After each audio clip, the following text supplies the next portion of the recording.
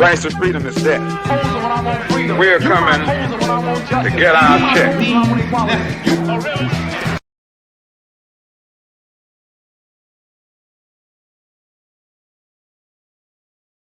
Brothers and sisters, please come in for another great Twitter space hosted by Afro Elite. Let me make sure I share this out here so we can get everybody in here live, because it is a very important question I want to ask everybody. Hold on. Let me make sure I get everything out here. Hold on. Let me put what I need to put in the Jumbotron. Few minutes late. Wanted to make sure I was in a quiet place. It is what it is, though. Hold on. Oh, pinned at the top, for those who are just coming in, pinned at the top is my YouTube channel. So if you guys have not subscribed, if you guys haven't checked that out, you guys should go to check out what's in my YouTube channel, because we have great conversations like this all of the time. We have our that was just about to say our mod. We have our sister Nikki the guy. We have our brother Duan B. Um, let me get the captions off. I don't know why, but my spaces automatically have captions on it. I'm not sure if I'm the only one who does that, whose spaces do that. But before we get started, because I am gonna play this, just in case somebody's not able to go into what's in the Jumbotron, I would like to play the audio for you guys about exactly what inspired me to make this. And so on, I am going to be going back and forth.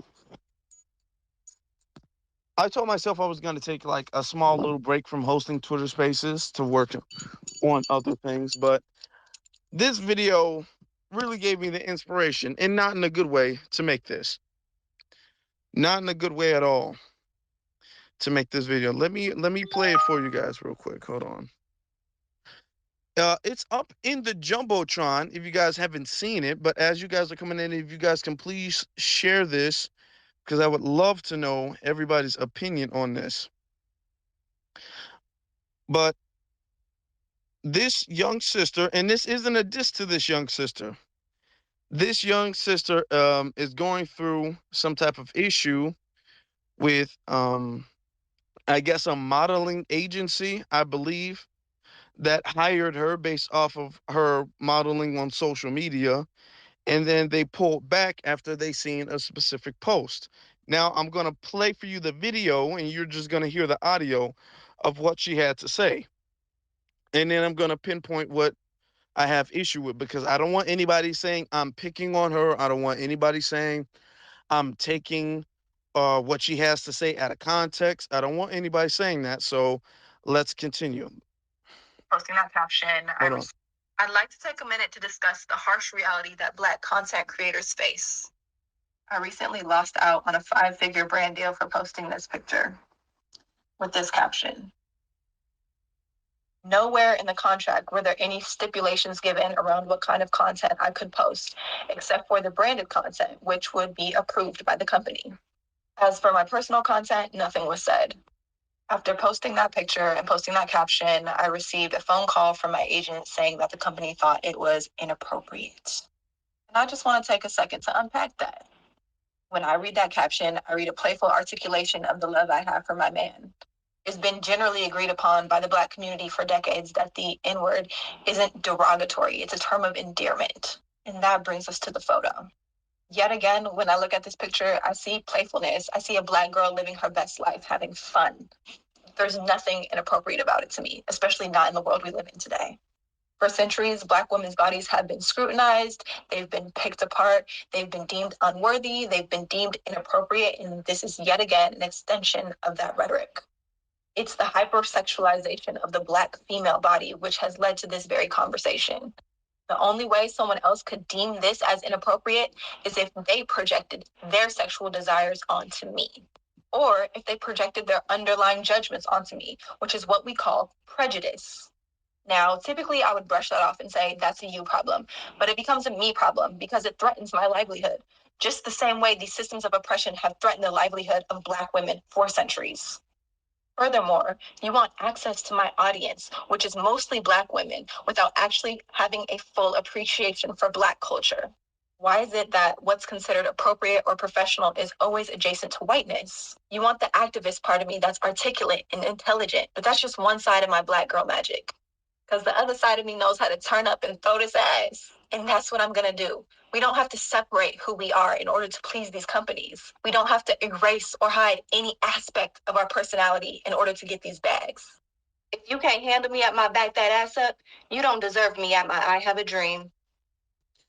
Okay, so what I take issue with, and now first off, let me break down. Um, I guess the post that she made. If you guys haven't seen the video, is in the jumbotron. It's the second thing, or I guess the last thing I posted in the jumbotron, and I looked at her Instagram, and I've seen the rest of her pictures. Now, the caption, she doesn't say it out loud, but it's a picture of her in like this fishnet outfit, with her butt in the camera. I mean, I'm talking about the camera is a few inches away from her butt, and she says, "My nigga took this picture." Then now that is what the caption says. So whatever modeling company or brand said, you know what, this is unprofessional. Now, does she have a point that they said, okay, well, there was nothing in the contract that says I couldn't post anything? My thing is this, and this isn't to beat up on her, but let's just be realistic. My thing is this: if you're posting certain pictures on the same page that you use professionally, then whatever brand is going to rethink hiring you. They're going to look at it, be all like, okay, this picture is giving us a red flag that we don't want attached to our brand. So we're going to have to drop her before we get her attached, and then she's bad on the brand. So that's why they did that. If you look at that picture specifically, plus the caption. Now, what I take issue with, and I wasn't going to really make a space about this, but what I take issue with is the fact that now she's acting like she's being discriminated against because she has the body of a Black woman, because this is quote unquote Black culture. And then when I made a post about it, and I saw the responses on Instagram too, very different from Twitter. But when I made a post about it, there was a brother, I was going back and forth, and he was talking about that is a part of Black culture. So that's why I decided to make this space. Shout out to our sister Linus Crown is in the building. I decided to make this space to discuss what is Black culture, because I don't want to be incorrect, but I have an issue when somebody says professionalism is adjacent to whiteness, as if being a part of Black culture is being super sexual, being hypersexual, taking pictures that are very ratchet, taking pictures that are very sexual, taking pictures where your body is super exposed. I don't like when people make that adjacent to Blackness. I don't like. Now, as far as the N word goes, I'm going to tell you guys a little bit about, there's in my family, my grandmother cannot stand that word. If there's a word that she's hated the most, it is that word. She does not like that word being used for Black people, around Black people, with Black people, with other Black people. I have other people in my family who don't feel that way about it. Now, all Black, now she says it's a general consensus that the N word is used as a word of endearment. That's not really the most accurate statement to make, to be honest. But the thing is that what we say in our house to our other family members is not what we should say around other people, especially when we're trying to be professional. Okay, if you're at work, you're not gonna be referring to your man, oh yeah, my nigga, Me and my nigga did blah blah blah. If you're at work, you're not gonna refer to your woman as, yeah, me and my bitch did blah. We're not gonna do that. That's not professional. Even if that's the way you guys talk in your home, that's not the way you guys should speak and refer to, excuse me, that's not the way you guys should speak and refer to each other outside of your home. And then she goes on to say that professionalism is adjacent to whiteness. So I guess not using profanity, not quote unquote having fun and being turned up is adjacent to whiteness. No, that's just adjacent to professionalism. And professionalism has a standard everywhere. Everywhere you go, they're going to have a level where, okay, you have to dress and cover yourself in a professional manner. You can't be acting hypersexual or hyper ratchet. Okay, there's nowhere in the world you can go where acting like hot girl summer is deemed professional, not even in the black community. And I have an issue when she has an issue with her brand, or I guess the brand dropping her, and that's her personal issue because of a post she made, a post that she took with a caption she made. Okay. And then she's going to make the correlation that the I quote unquote discrimination that she faced or being dropped by the brand is discrimination that black people have faced. And I'm looking through some of the comments and they're saying the same thing as well too. Because black people have faced real discrimination. Black people face real problems. When we talk about black women and they face real problems because of their body, black women do face real discrimination because of things that they can't help. Because a lot of black women's bodies are just naturally shaped differently than white women's bodies. So a lot of the times their bodies are deemed unprofessional, and that's not something that they can help.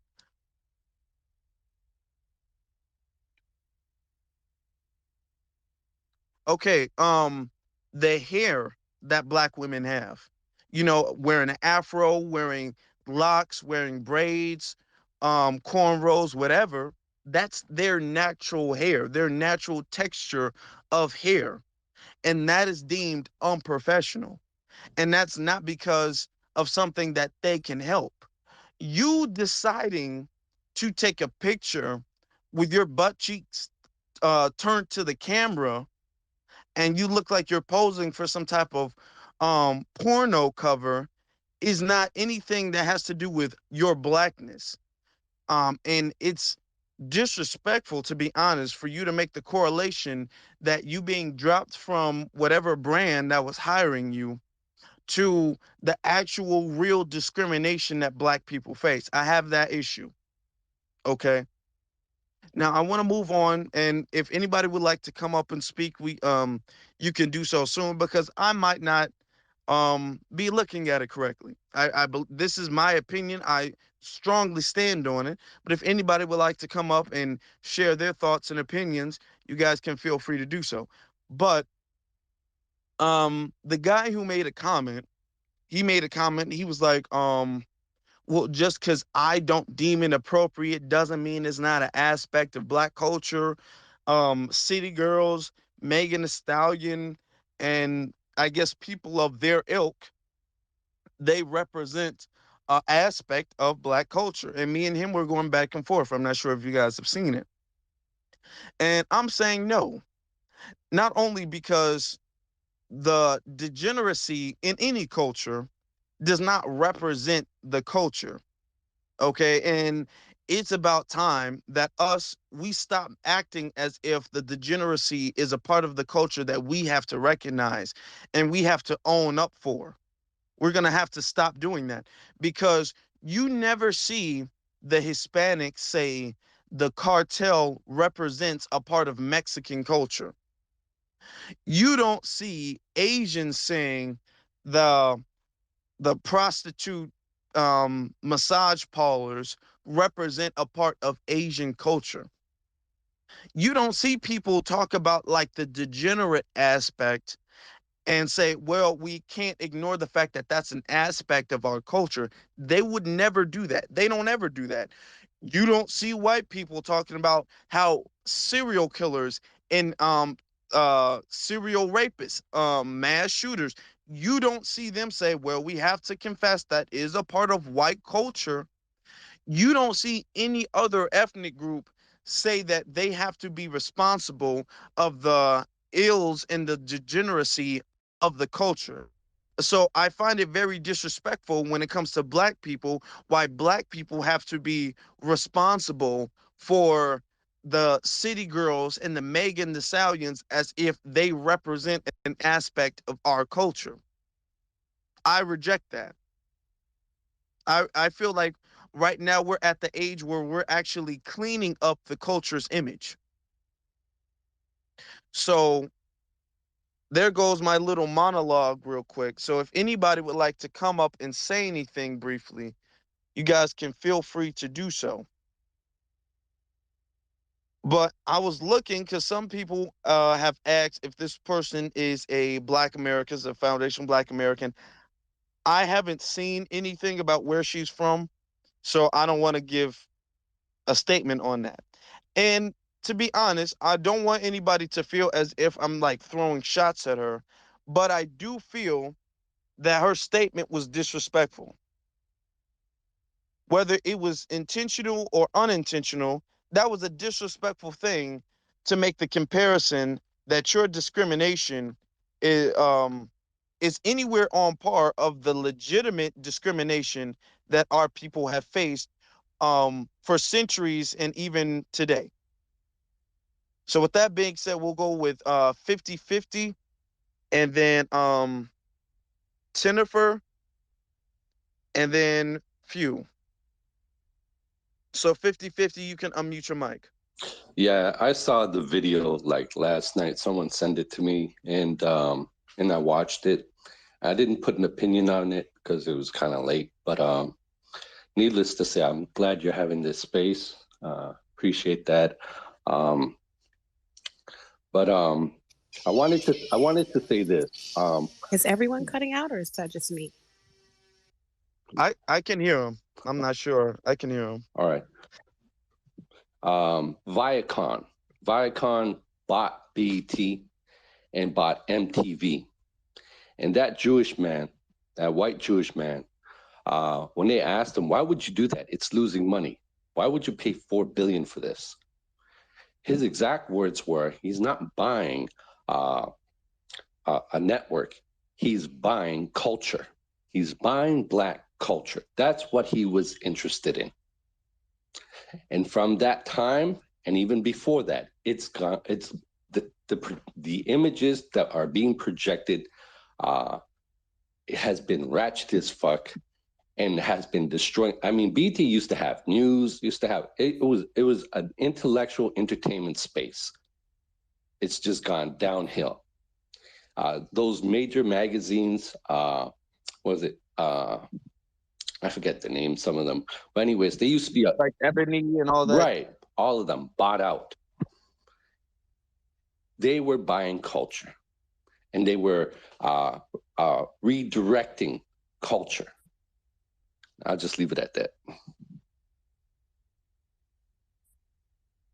And that's a good point you make. Before we move on to the next speaker, let me touch up on that because you have all of these white owned companies who buy things that are marketed for a black audience and then they reshape them. Like you said, BET used to have educational things. BET used to have black families at one point in time. BET used to have true comedy. Then when white people bought it, they decided to crank up the ratchetness to 110%. Now that's pretty much all you see. You see disorderly families, you see fighting left and right, you see other LGBT agendas left and right. That's all you see is dysfunction when you see that stuff. And they market that stuff as black culture. And that's what I have an issue with. Because we as black people, especially black American people, because when people say black culture, they really mean black American culture. Nobody's saying that this. It's not a shot. It's just the truth. Nobody's saying Black American, Black culture, and they're thinking about another group of people. Nobody's saying that and thinking about South Africa, and that's not a shot at South Africa. That's just what the situation is. Okay, they do that to foundational Black Americans, and they rebrand us, and they say, well, this is Black culture: the drinking, the smoking, the uh, baby mamas, all that. See, that's Black culture. That is not Black culture. Okay, that's not what we're like. Most of the people, most Black men don't walk around sagging. Most Black women ain't sitting up there with their butt cheeks touching the camera in the Instagram pictures. But that's what they'll sell you. And they'll say that, oh, well, that's just Black people being Black. When you say that's Black culture, you're saying this is just Black people being Black. This is just what we do. Jennifer, I'm not sure what's going on. Maybe you want to refresh the app if you can't hear. I know you want to speak, so you'll definitely be able to. But I think that's what you need to do if you want to hear. But with that being said, we'll get to few. You can unmute yourself, sister. Okay, I'm here. It's Phoenix. So the point I was going to make was already being made earlier, so I guess I'll just kind of add on. The two previous speakers kind of made that point, but you correct me if I'm wrong. Ebony, Essence, all of those, they were sold out or bought out, however you want to say that. And also the hair company, I think it's Johnson and Johnson, they were bought out. So before we were in control, there was a standard. So when you sell out and somebody else buys our businesses or companies, it's likely to go downhill if the standard is not there. So yeah, so when somebody else buys our culture, our business, they're going to wrap it in trash, and we see that with BT. And right now, if you were to talk to a hairstylist, a beautician, they have to go through the Asians to get products that we consume, that the majority of us consume. There's no ownership. When there wasn't ownership, you didn't have this kind of tackiness going on or what have you. You didn't have this type of a poor customer service. Like, I just don't even go into the stores anymore. I wear my hair in locks.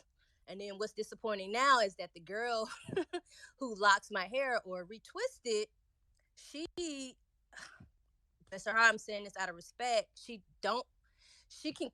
I want her to give me a neck trim, but she's too lazy, I guess, to do everything that I want. So she'll do my retwist and I got to go somewhere else, like Great Clips, just to get me a neck trim, because she doesn't even want to do her clippers, because most of her clients are not using clippers. They're just getting weaves or something else. And I'm like, this is what I want from you. I'm trying to stay with Black business, but it's y'all selling out. That's a whole different discussion, with us and the hair thing. It's just, if you follow all the way up to the chain, it's like, tag on, it's just getting diluted. So let me go back to, and I'll switch with the N word. So yeah, my mother does not care for the N word at all, either it's hard R or not. And here's the reason why I don't care for it being used in mixed company. Okay. So when I used to work in the school system, I came into a room and I had to support like an English teacher. So she had like a students of, I don't know, maybe 12 or 15 students. And the Laotian boy in the front was talking to the white boy, and he was like, yeah, my nigga, my nigga, my nigga. And the teacher was like, don't use that word in my room, white lady. Don't use that in my room. And then he's like, no, it means my brother. And then he just kept explaining, like, no, I wasn't using it in. I said, stop. It doesn't matter. Shut up. He said, oh, yeah, miss, I'm sorry. I said, just pay attention, like focus in class. So my thing was, Jay-Z or somebody like that, a Black person, will explain that, but then you got somebody else who's not Black listening and thinking they could take that for themselves, so now you got different people using his talking points. Oh, it means friend, it means, and they know nothing about Emmett Till. Those were the last words he heard. So that's my concern about the N word in mixed company, but it's so out there now with rap, with any type of music or any concert. And so some people are confused, which they shouldn't be. It's like, just don't even use it. Just some parents are like, just don't even use it. That doesn't concern, so that's my concern with the N word. But I, you know, with, FBA or, us in America, there was our grandparents dressed us a certain way. I'm from the 80s. Your jeans had to be ironed and all that. You had to go out nice. And if you look in our black and white movies, if you look at old films, you'll see they were dressed up. They were clean. Fast forward to today, think about how we look. They got bonnets on outside, girl. Yeah. so there was a standard. It's just not, we are not being held accountable. And we just had this issue within my very own family with my cousin thinking she can disrespect my mom. They were supposed to meet up somewhere, drop off her kid, and she was 2 hours late talking about, yeah, I was sick. And I'm like, let me talk to her by myself. So I had some words with her, and these people, I don't know what happened within our family. Like, after my grandma died, like, some stuff just kind of it's not the same. But so I just wanted to end that there was a standard, and if these people are not, that's what I was going to say. If there's no foundation in the family, they'll just be wish-washy. They'll go along with whatever the trend is, and it's like, that's not even us. They don't even know that they're being influenced by other cultures, and they don't even know people are trying to be like them. But in the meantime, they're trying to be like people who's trying to be like them. So I'm gonna land there. Thanks. Yeah, I agree. And there's a lot I wanted to say about that, but I probably might have to circle back and say, but you're definitely right. There is a standard that we used to have when it comes to going outside, when it comes to the way we used to talk around people, when it comes to the way we used to dress. I'm from the era, and I'm not, I say this as if I'm old, but I'm from the era that your family would get up and get ready early because they had to iron out everything that they were going to wear. I'm talking about from what the dad wore, the mom wore, and all of the kids. Everything was ironed and there was creases and everything. Everything looked sharp before the family stepped out the house. That's where I'm from. Not you just rolling out of bed, you leaving the house and you don't care what you look like. You don't care how you appear to the world. I'm not used to that. Um, Jennifer, you looks like you got your microphone or your audio together, so you can go ahead. You've been I think so. waiting Can for y'all a minute. hear me? I can hear you. Oh, perfect. I don't know if it's already been said, but I wanted to first address your comment about, is this Black culture, the twerking and is it appropriate to assign that to, it's because I'm Black? And I agree with you. I find that to be offensive. I work in Fortune 500 and I have to defend my body and what I wear all day, even the way I speak. And it's so offensive that you're using that because you can't take a inappropriate photo. That's not really what's the word? That's not really the same thing, in my opinion. I mean, yes, I agree with you. There are people who, get dressed for work professionally, that type of thing. They have different bodies and they're being discriminated against. That is an issue. Their hair, how you wear your hair, that's an issue. But you wanting to take a provocative picture and not getting paid for it, I don't agree. I agree with you. I don't think you're being discriminated upon because you're Black. Because even if a white person did it, an Asian person did it, it looks reckless to me in general for whomever is doing it. I think maybe her plight is maybe femininity or others telling women how they can look or wear clothes or something. Maybe that's her argument, but I wouldn't assign it to just Black. And I'm Liberian. My mother is Liberian from Liberia, and my dad is African American from Chicago. So I have both best of both worlds. And I know y'all saying Black American culture, but I don't really think there's a difference. And I think that's part of the problem too. We all come from a different slave drop off, and you were dropped somewhere else different. And trying to a sign that we're different is part of the problem. That and, the whole hurt hurt culture is still making movies about slavery, making movies about slavery, trying to make them funny, like Django, making movies about hurt, like that's all Black people do, like that's where Black people's history started, slavery.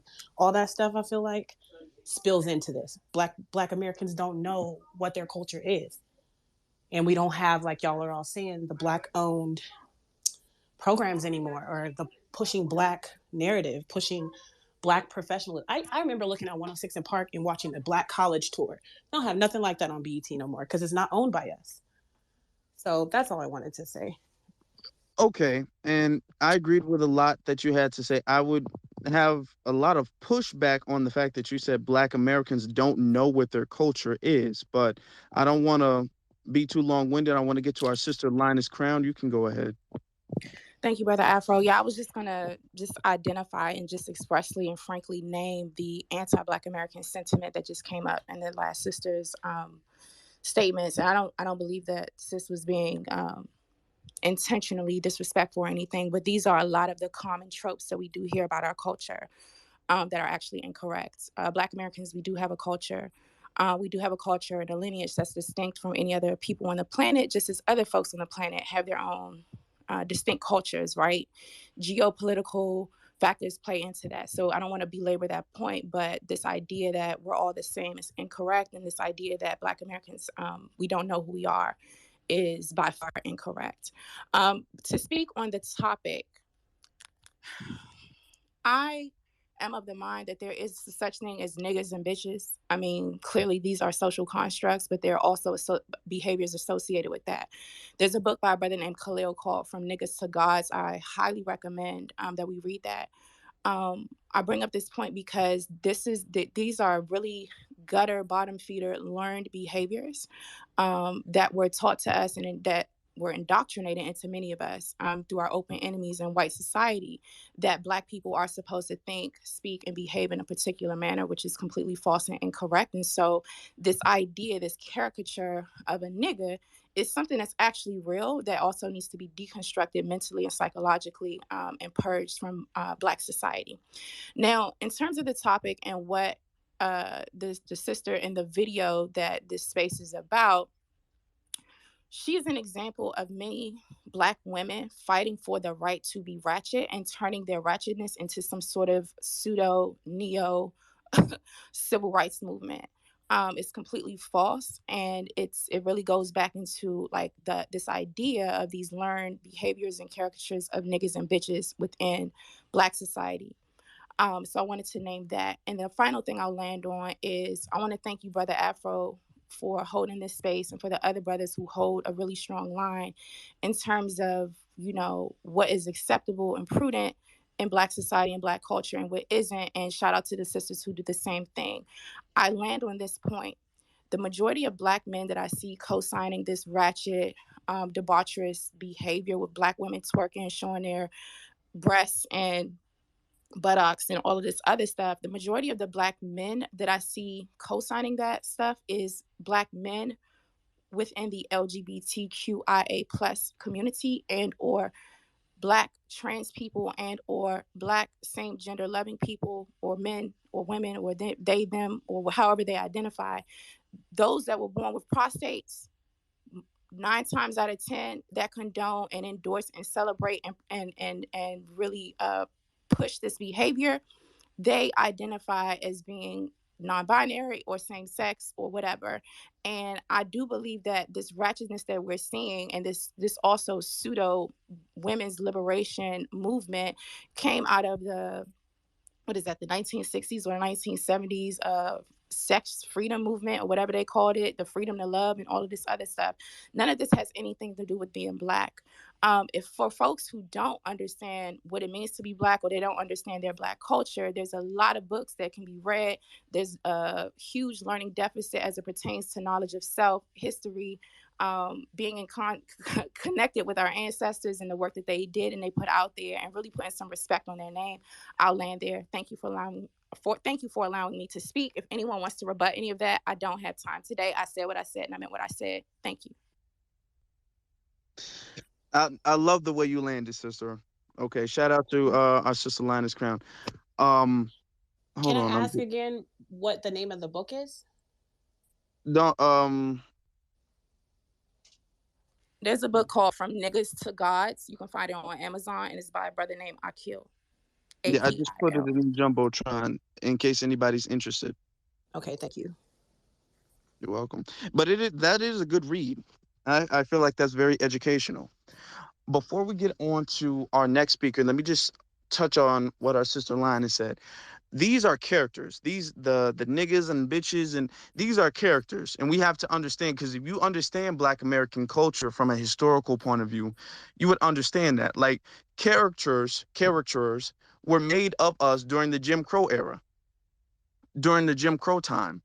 You know, when they used to have black men as beasts, they used to refer to black men pretty much as animalistic human beings, as beasts. And then they would have these Jezebel characters for black women, the black women, who got the real big butts, and they love cooking and cleaning in their master's house, and they act stupid and goofy. Those are characters. Okay, we reject the fact that that is a part of our culture. We reject the fact that that is a part of how we portray ourselves, of how we act. So when we do that, we have to also reject the fact that we have to reject the fact anytime somebody tries to portray their ratchetness as, oh, this is a part of blackness, we have to reject that, because we're raising the bar as far as black culture. We're raising the standard. I wouldn't go, and I don't want anybody to feel as if I'm doing this just because she's a black woman, because if this was a black man who was rolling dice, or if he was sagging his pants, or whatever the case may be, um quote quote unquote acting like a nigga, I wouldn't allow him to say, oh, well, you know what, just, smoking a blunt and drinking Hennessy all day, that's a part of black culture. So I'm just being black. I wouldn't allow him to say that and get away with that, because that's not black culture. I have a standard that is higher for black men than that. I have a standard that is higher for black women than taking provocative pictures and then saying, well, this is a part of black womanhood. That is not a part of black woman. And I don't know where you get that, but you need to disassociate whatever you're doing, your city girl mentality, your hot girl summer. You need to disassociate that with black womanhood.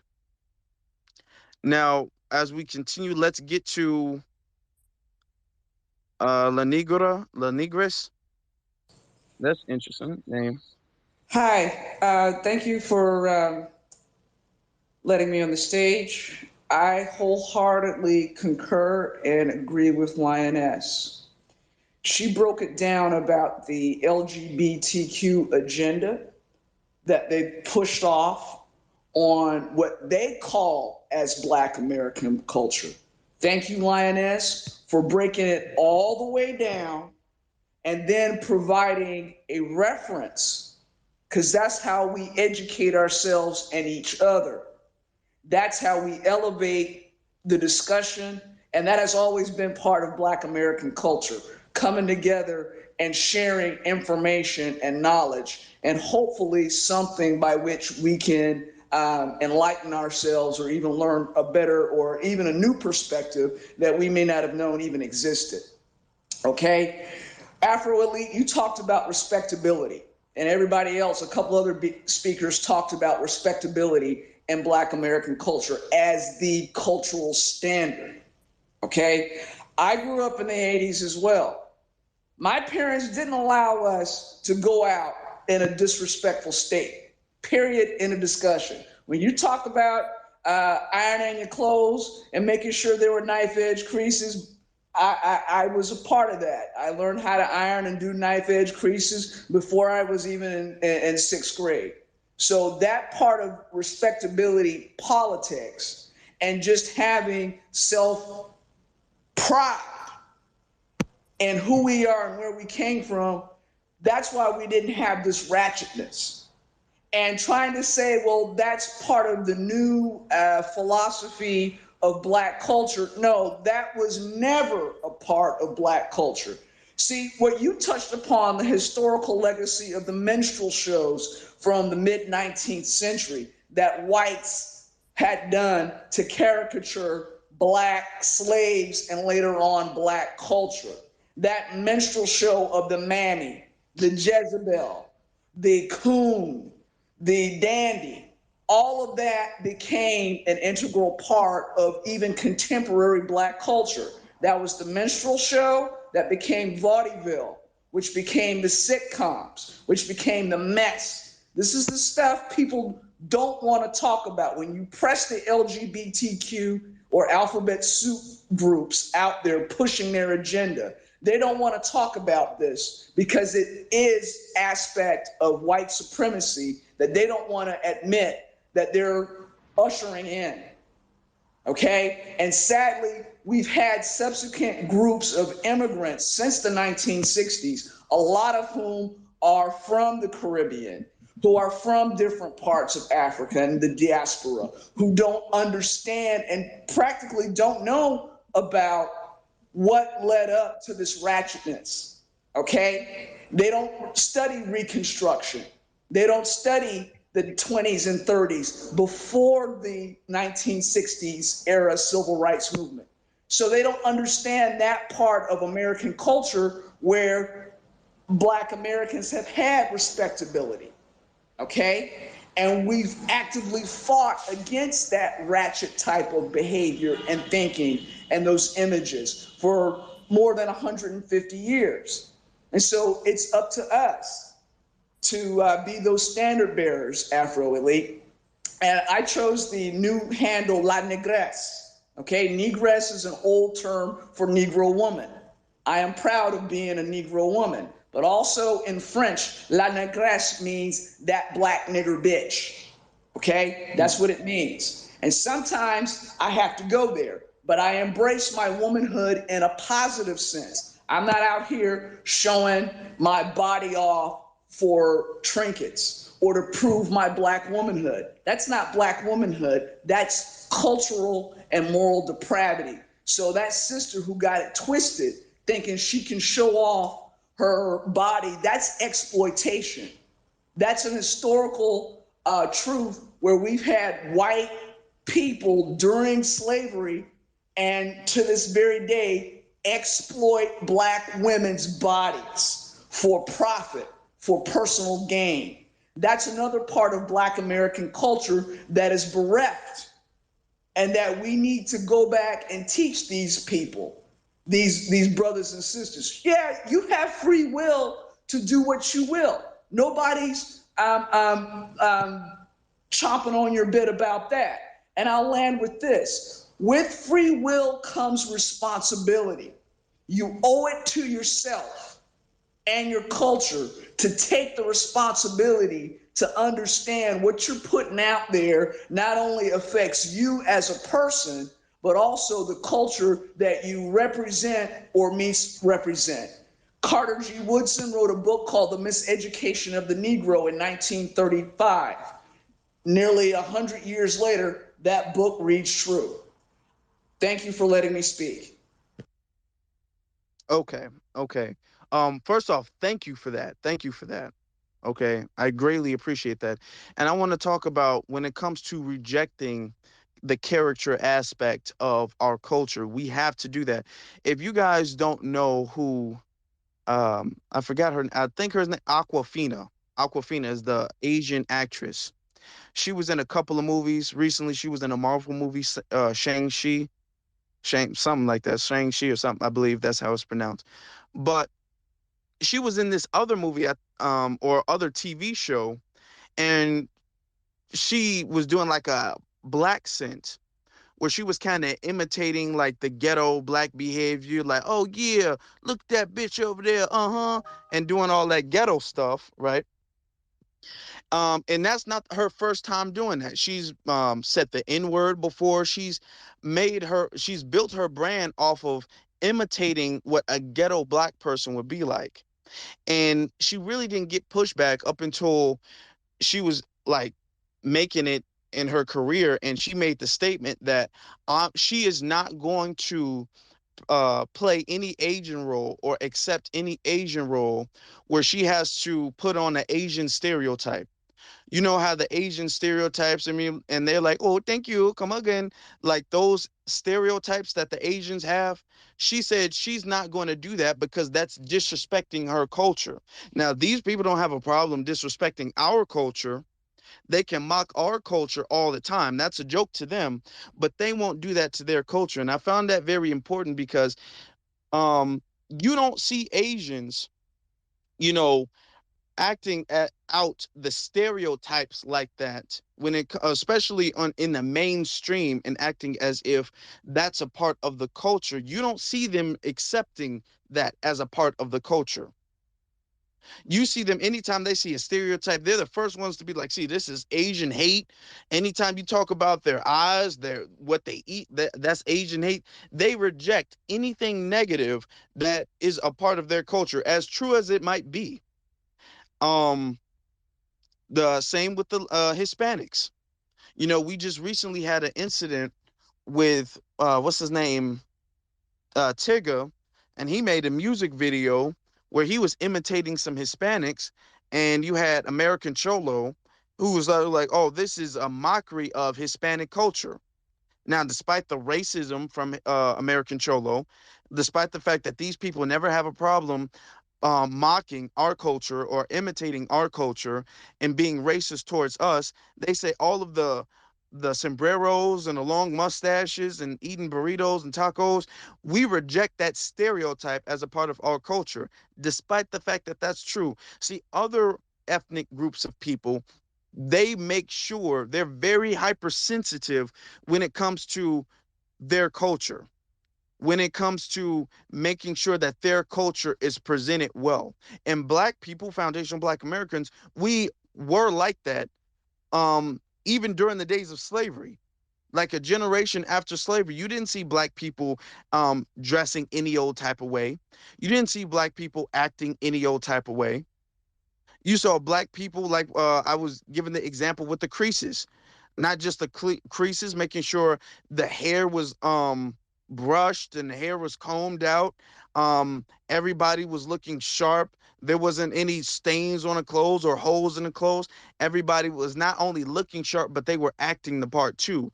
You couldn't leave the house and act any old type of way because that would be an embarrassment on the family, and you would be checked because you're absolutely right. When you leave someplace with your family, you represent a part of the family.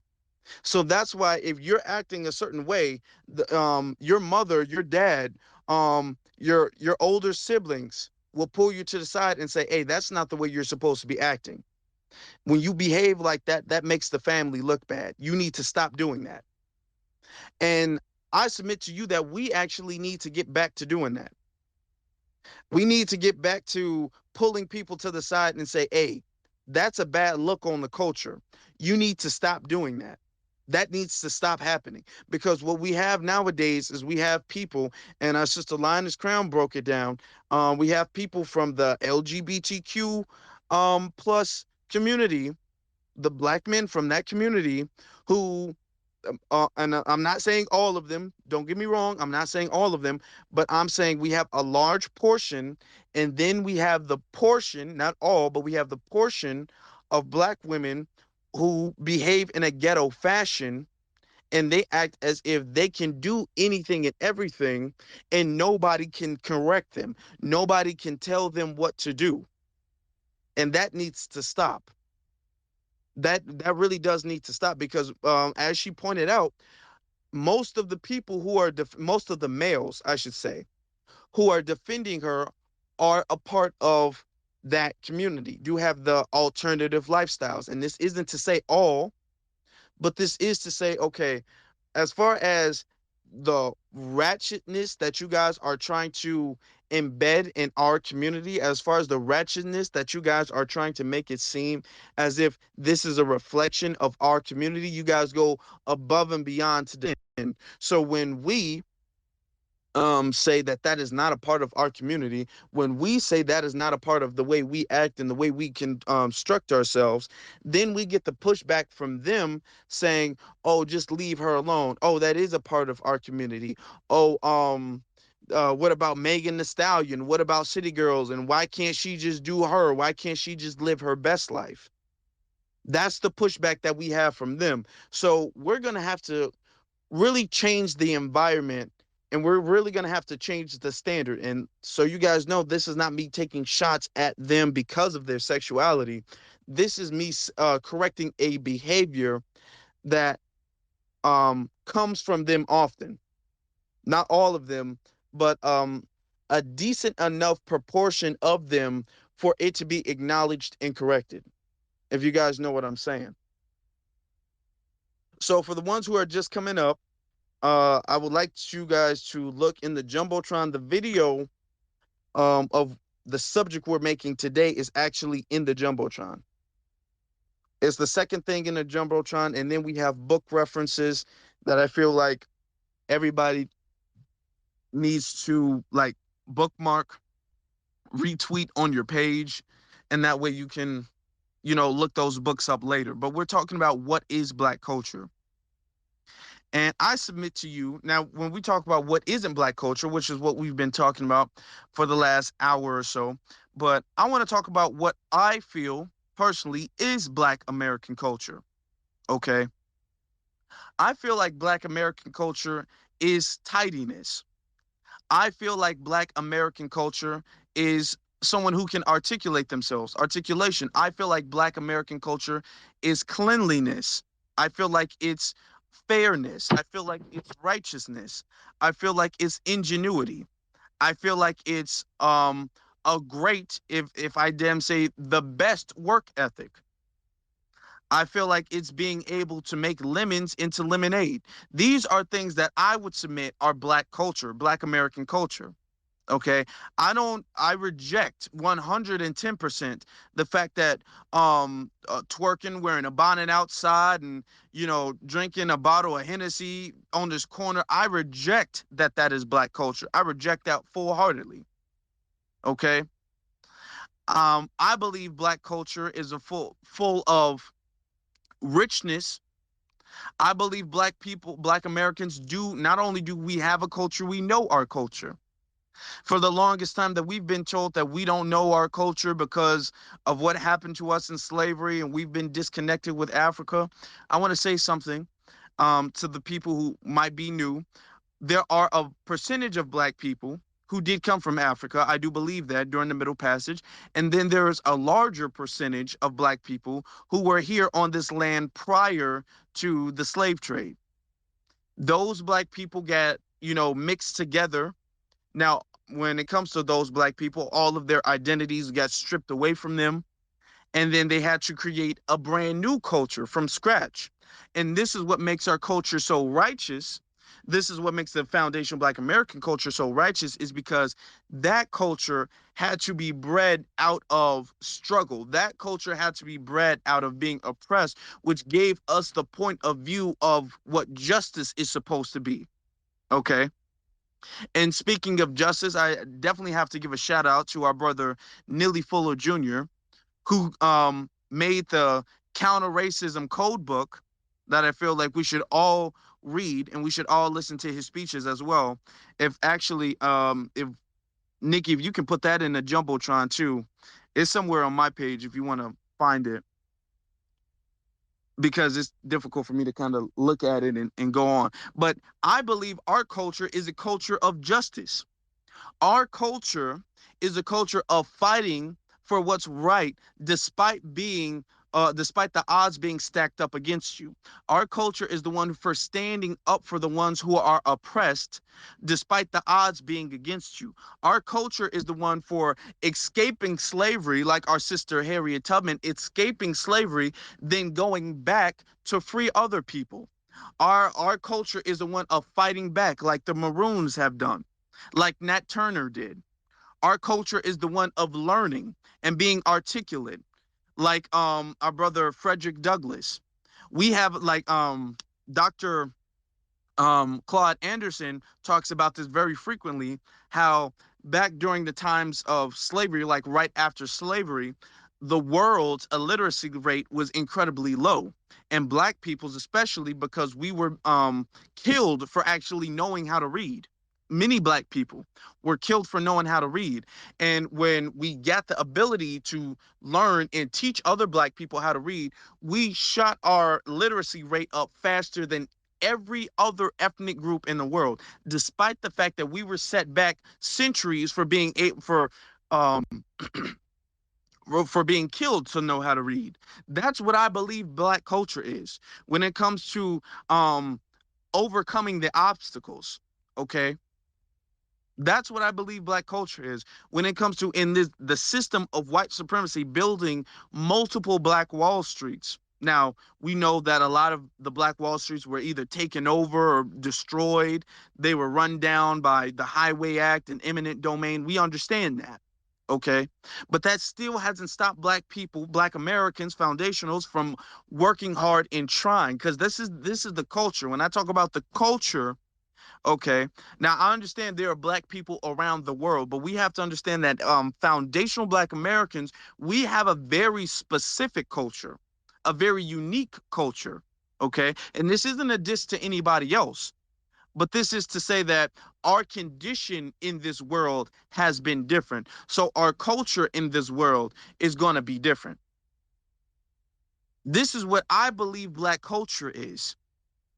When I see people like Madam C.J. Walker, when I see people like I would spend all day naming all of the black inventors, some of the ones who got credit and some of the ones who didn't get credit for their inventions because they weren't able to get patents at the time. When I see people like Dr. Martin Luther King, when I see people like Elijah Muhammad, when I see people like Malcolm X, when I see people like you know, Sojourner Truth, Ida B. Wells, um, Rosa Parks. When I see people like those to me, that is what represents our culture. Okay, not the city girls, not Megan Thee Stallion, not Lil Wayne, not any of these rappers, not any of these celebrities or actors or athletes or whatever you have, not any of them. Those are the people who represent black culture. You know, we have politicians. We have people like Adam Clayton Powell. We have people like Marion Barry. Those are the people who represent black culture. When we talk about black culture, let's put respect on the people who actually have put the stepping stones in black culture and who have represented black culture well. Let's put those stepping stones together. When I see people like Dr. Francis Cress Welsing, when I see people like our brother Neely Fuller Jr., those are the people who represent black culture. When I see, and I'm not talking about just the older generation, but I'm talking about the younger generation too.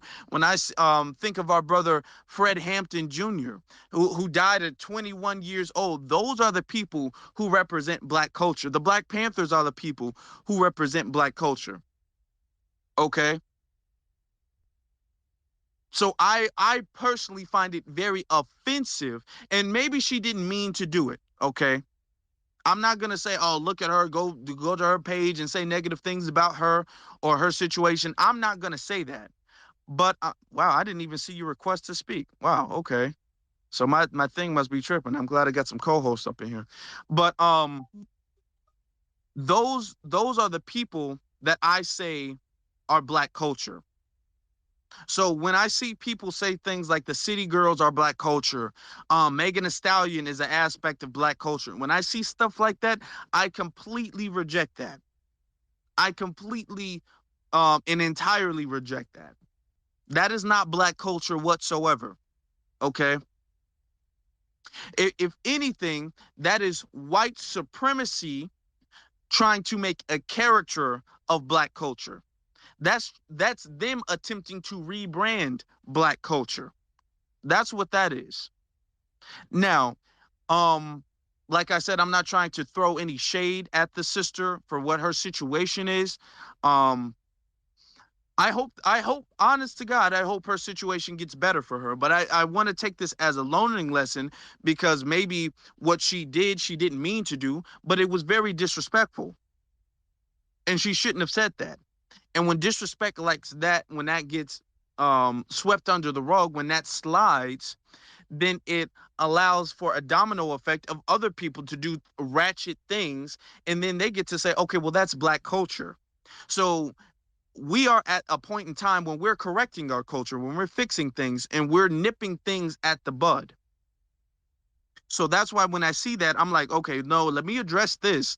Let me nip this at the bud. No disrespect, but hey, don't go around saying that's black culture, because it isn't. Okay, Sister Lioness, you can go ahead. Yeah, I just wanted to quickly say, I mean, even when I went right after her, listen, this is not an intellectual exercise and it's not up for debate. We define who we are, we say what we say, and then we keep it moving. There's no back and forth exchange, there's no rebuttal, there's no nothing. It's either people want to come in and get on board and actually learn something or see where their growing edge is, or they leave. That's it. But I think that on this app and in society, recently we have wasted far too much time trying to explain the same thing over and over and over again to people who are hell-bent on having these anti-foundational Black American views. So that's just all I wanted to say. I mean, at some point, we just hold the line and keep it moving. Absolutely. Absolutely. You can't change people's minds. When they have their anti-black, especially their anti-FBA narrative in their mind, you can't change that. Um, Astro, I'm not sure what's going on. You got the sync running or something, brother. But raise your hand if you want to. Well, I mean, I guess you're the only person who hasn't spoken yet, but you got some background noise going on, so I'm gonna need you to get someplace quiet, and then I'm gonna let you to speak. Okay, you can, if you're quiet, if you're in a quiet environment, you can go ahead and unmute yourself.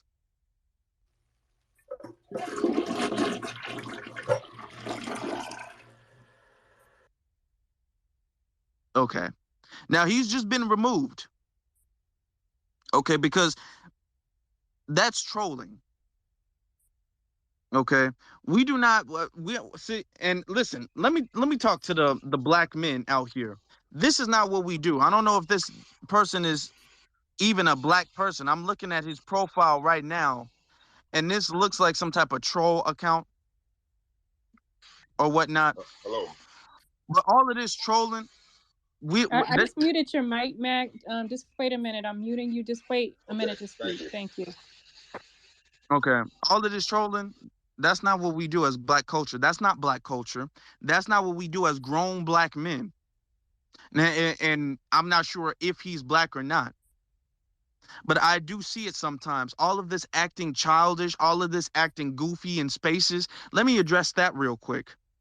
This getting up here, using profanity in spaces, calling people out their names, making threats to people, acting all wild and ratchet and super tough like you're a gangster. All of that stuff, that's not a part of the culture, and we need to stop that. Acting quote unquote gangster on the internet, that's not tough. First off, real gangsters actually wouldn't do that at all. Real gangsters barely be on the internet, if you guys didn't know. Okay. Like that's why you see Tekashi 6ix9ine on the internet all the time, because he's not a real gangster. Real gangsters don't be on Snapchat all the time and Instagram Live all the time. But all of this, we're faking it on the internet. That's a part of the things that we need to stop, that we need to reject. If you're gonna do that, don't associate that with black culture whatsoever. Now, Matt, you can unmute yourself. Okay, can you guys hear me? Yeah. Okay. First of all, I'm 57 years old. I've been sitting in the background listening to the Twitter wars and all that stuff. But Afro Elite, I must tell you all, keep doing what you're doing. Because right now we need to have a cultural FBA purge. That's what we got to have right now. Standards have to be set. And for those who don't know, go back to the Harlem Renaissance, okay? Go back to where black men and women just dressed up just to go outside and walk around in the black community, okay? Y'all keep holding that standard. Hold the line of justice, hold the line of decency. I'm gonna land my plane on that, young people. and y'all keep doing what you're doing. Bless you all, and be one. Thank you. Be one, brother. Black first, brother. Okay. Um, but as to piggyback off of what the brother was saying, see, that is a part of black culture. If we want to just go back to the way we dress and the way we present ourselves, okay, and I was saying this in my YouTube video, I think the last broadcast or the broadcast before last, black people, especially FBA people, we've always cared about the way we step outside the house, the way we appear to people. And this isn't because we want to impress white people. And I don't want people to say that too, because I found that very offensive that she said too when she was talking about professionalism is adjacent to whiteness. I found that very offensive and disrespectful as well too.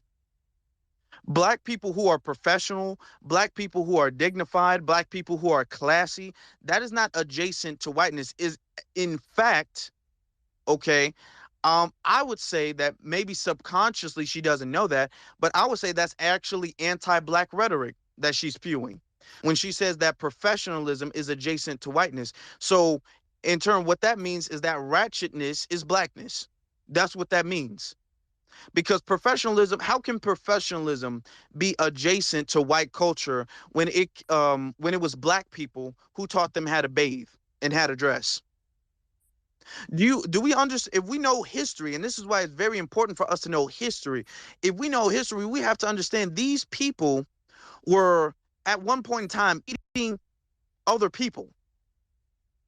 These people were at one point in time eating food like literal animals. They were not bathing. They did not even believe in bathing. There was no soap or anything. It was black people who taught them, okay, this is how you eat like a dignified person. This is how you dress like a dignified person. Black, and I'm just talking about the race as a point right now, but black people had dynasties centuries before they had what they call kingdoms, kings and queens and all of these things.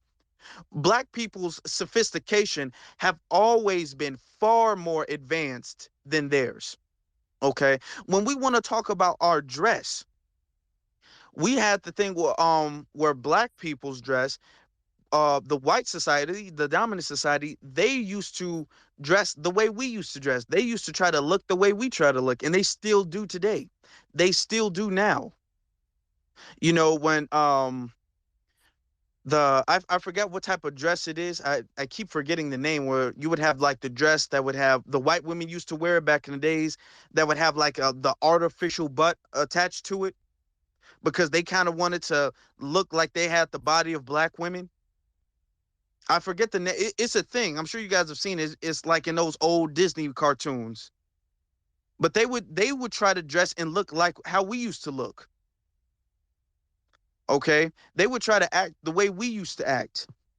Because despite being poor, despite being in poverty, despite being oppressed, we still had a standard for ourselves. Our standard wasn't the house just looked any old type of way. If you guys, especially for the FBA people in the room, y'all know when y'all go to y'all grandma's house is never dirty. Under no circumstance. Y'all can go there any day throughout the week. All the dishes are washed, unless she's maybe cooking for the family function. All the dishes are washed. The house is vacuumed. That house is never dirty at all. And that's a part of our culture. Tidiness, cleanliness is a part of our culture. Now we're having a culture being remarketed to us as if, living like pigs is a part of the culture.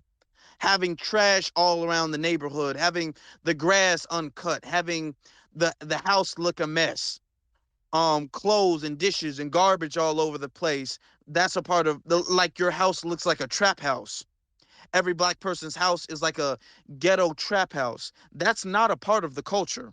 That's not of the part of the way we've always acted, and I reject that as a part of the culture. Okay. The fact that black people acting professional, black people acting dignified, that is a part of the culture. Okay, black people wasn't always talking like, "Yo, what up, Joe?"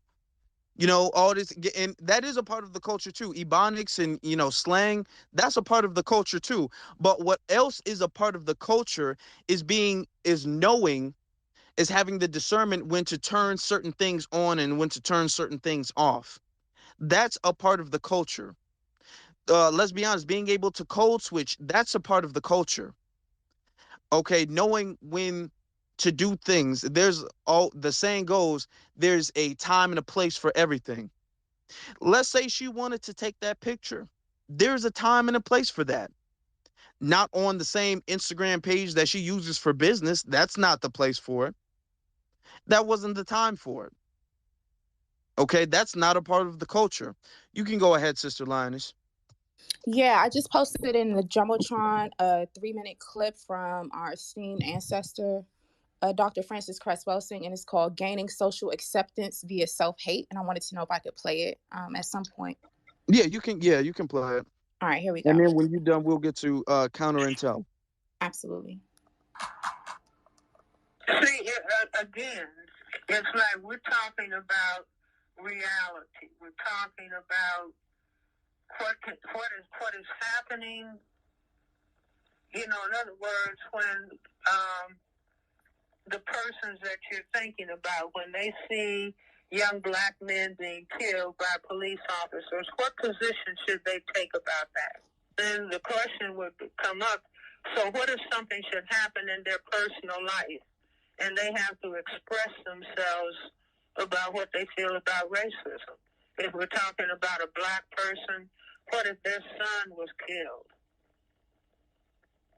and they expressed outrage about it?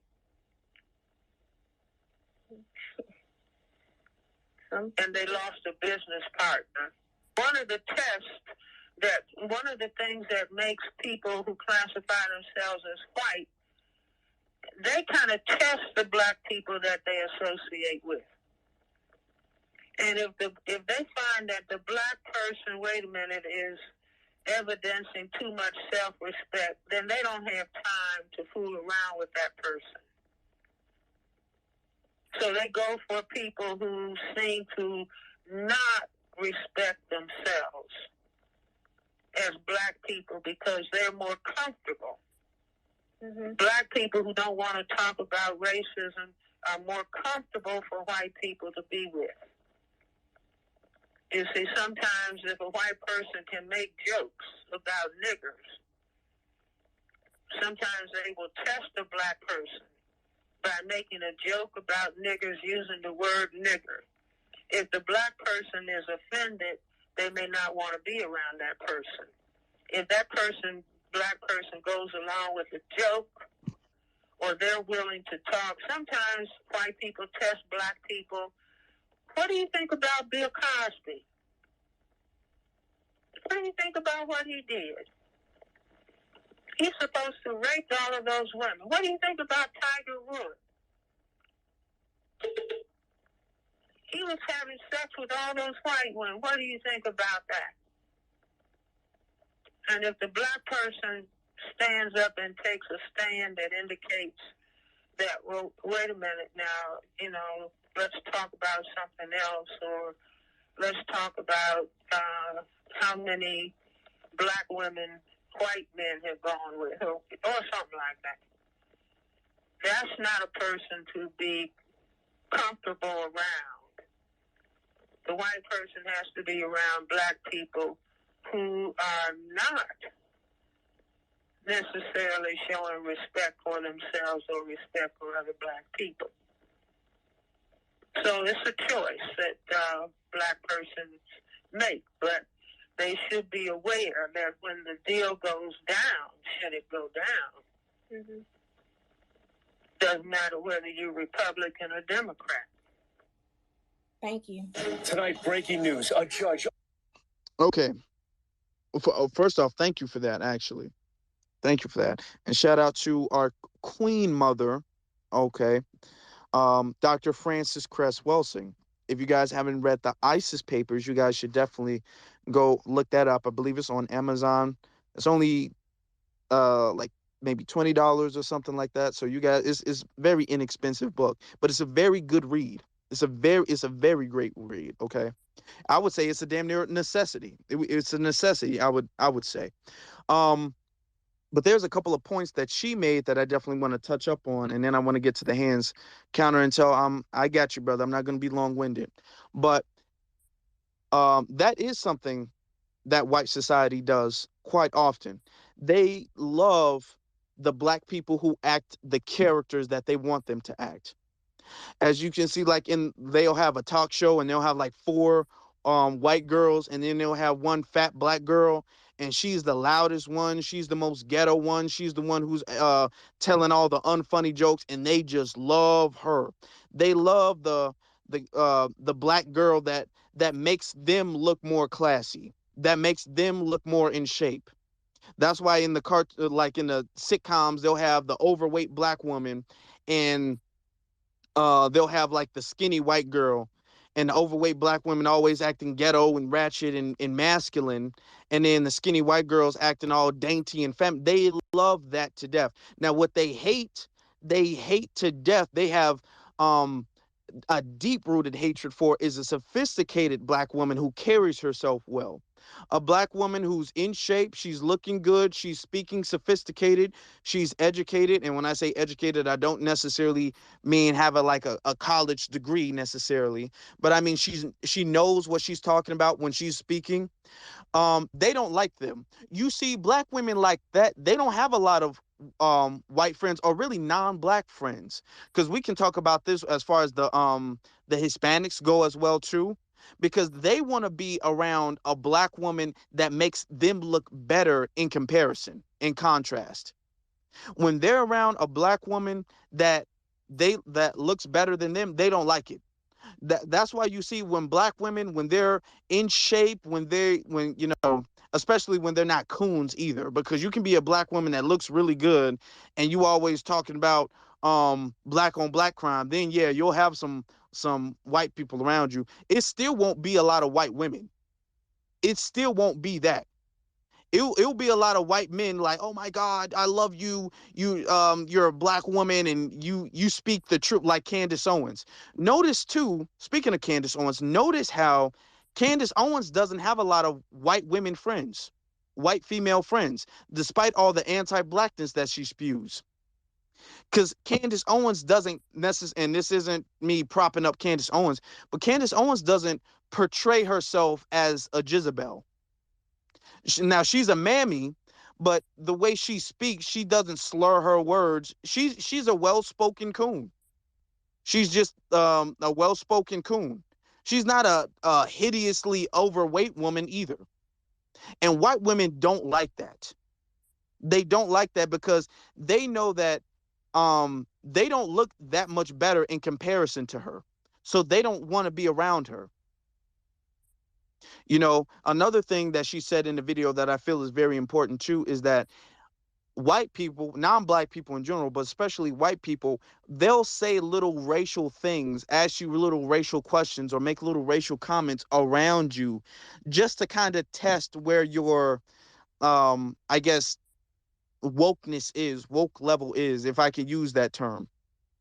So they'll jokingly be all like, okay, I'm just gonna tell a joke that I heard on a TV show, blah blah blah, and then he said nigga, and then they'll wait and see how you react to them saying the N-word one time, and they'll put it in a way to where if you snap off, they'll be like, whoa dude, I'm just telling you what happened on the TV, I'm just repeating the joke, Kevin Hart the one who said it, not me. They'll say it like that. And if you let it slide the first time, then it registers in their mind like, oh, okay, this is a safe Negro. This is a good, safe Negro. This is somebody I can say nigga to. If you let them say it one time, to them, that is the green light. They can say nigga all they want to. Okay. Just like if you guys have seen the video of Chris Rock, and he was sitting in a room full of white people. And forgot the white dude's name, but he was all like, oh yeah, so you're saying I'm acting like a nigger? And Chris Rock was just sitting up there laughing. And surprisingly, it was Seinfeld who looked at it like, oh, I feel this is awkward. But they're okay because Chris Rock has given them the permission. They say it around Chris Rock all the time. So to them, Chris Rock is a safe Negro. Now they wouldn't say that around Minister Louis Farrakhan or anybody like from the nation. They wouldn't say it around anybody like us, but they would say it around Chris Rock because they've already vetted Chris Rock enough to know he's a safe Negro. Okay, they'll ask you little questions like, "Oh, that Colin Kaepernick dude, that's what do you think about it?" And if you say something like, "I don't think he was wrong. I think he needs to just play his game and stop disrespecting the flag," then that's, "Oh, okay. So this is a safe Negro right here." And that registers in their mind. Now, if you say something that they don't like, they'll be like, "Oh, okay," and watch them not talk to you anymore. They'll be all like, "Okay, this is the dangerous one. This is the one that we don't want to joke around.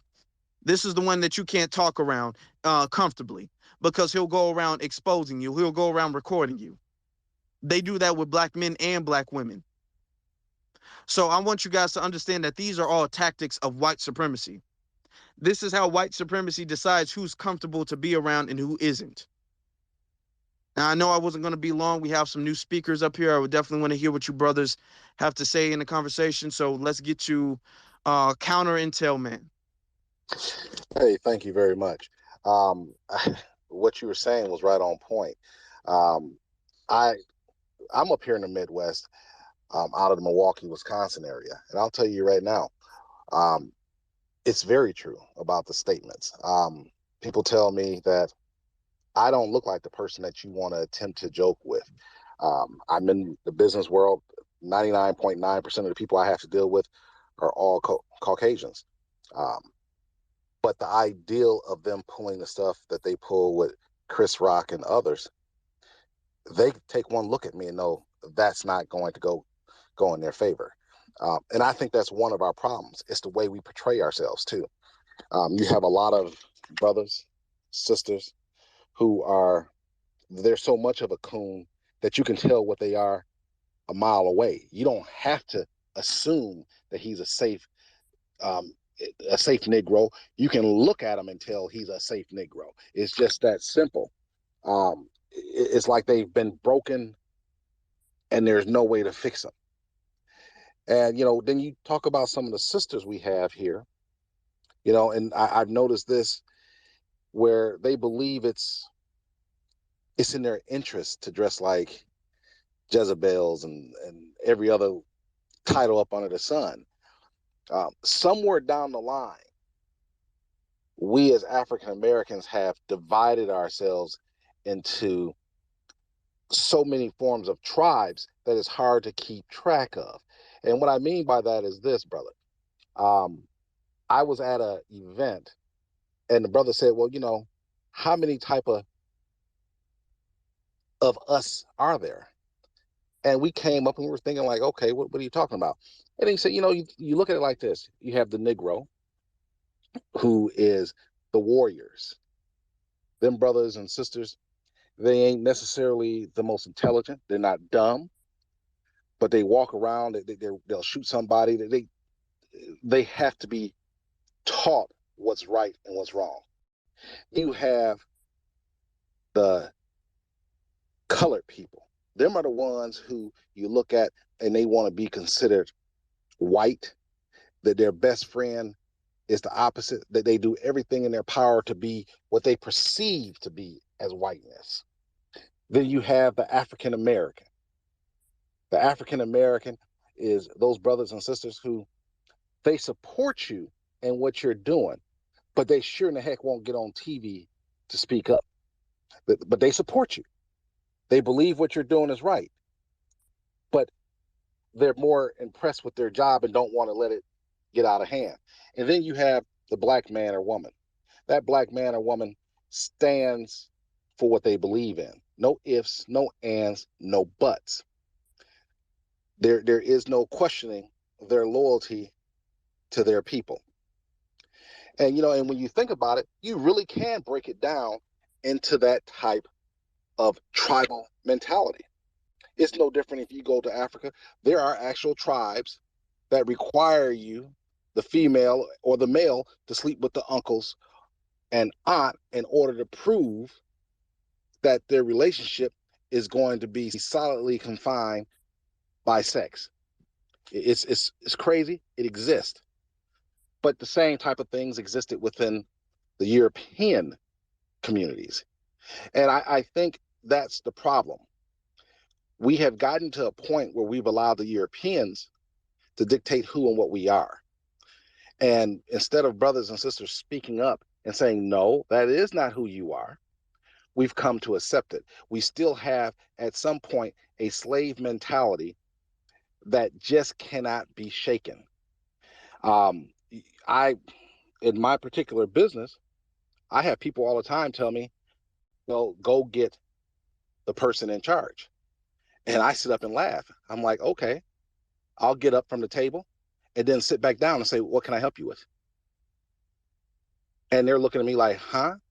Because they're not used to even seeing a person of color in this particular business that I'm in that runs things. It's always someone Caucasian. But I don't really have a real issue until I meet someone who looks like me.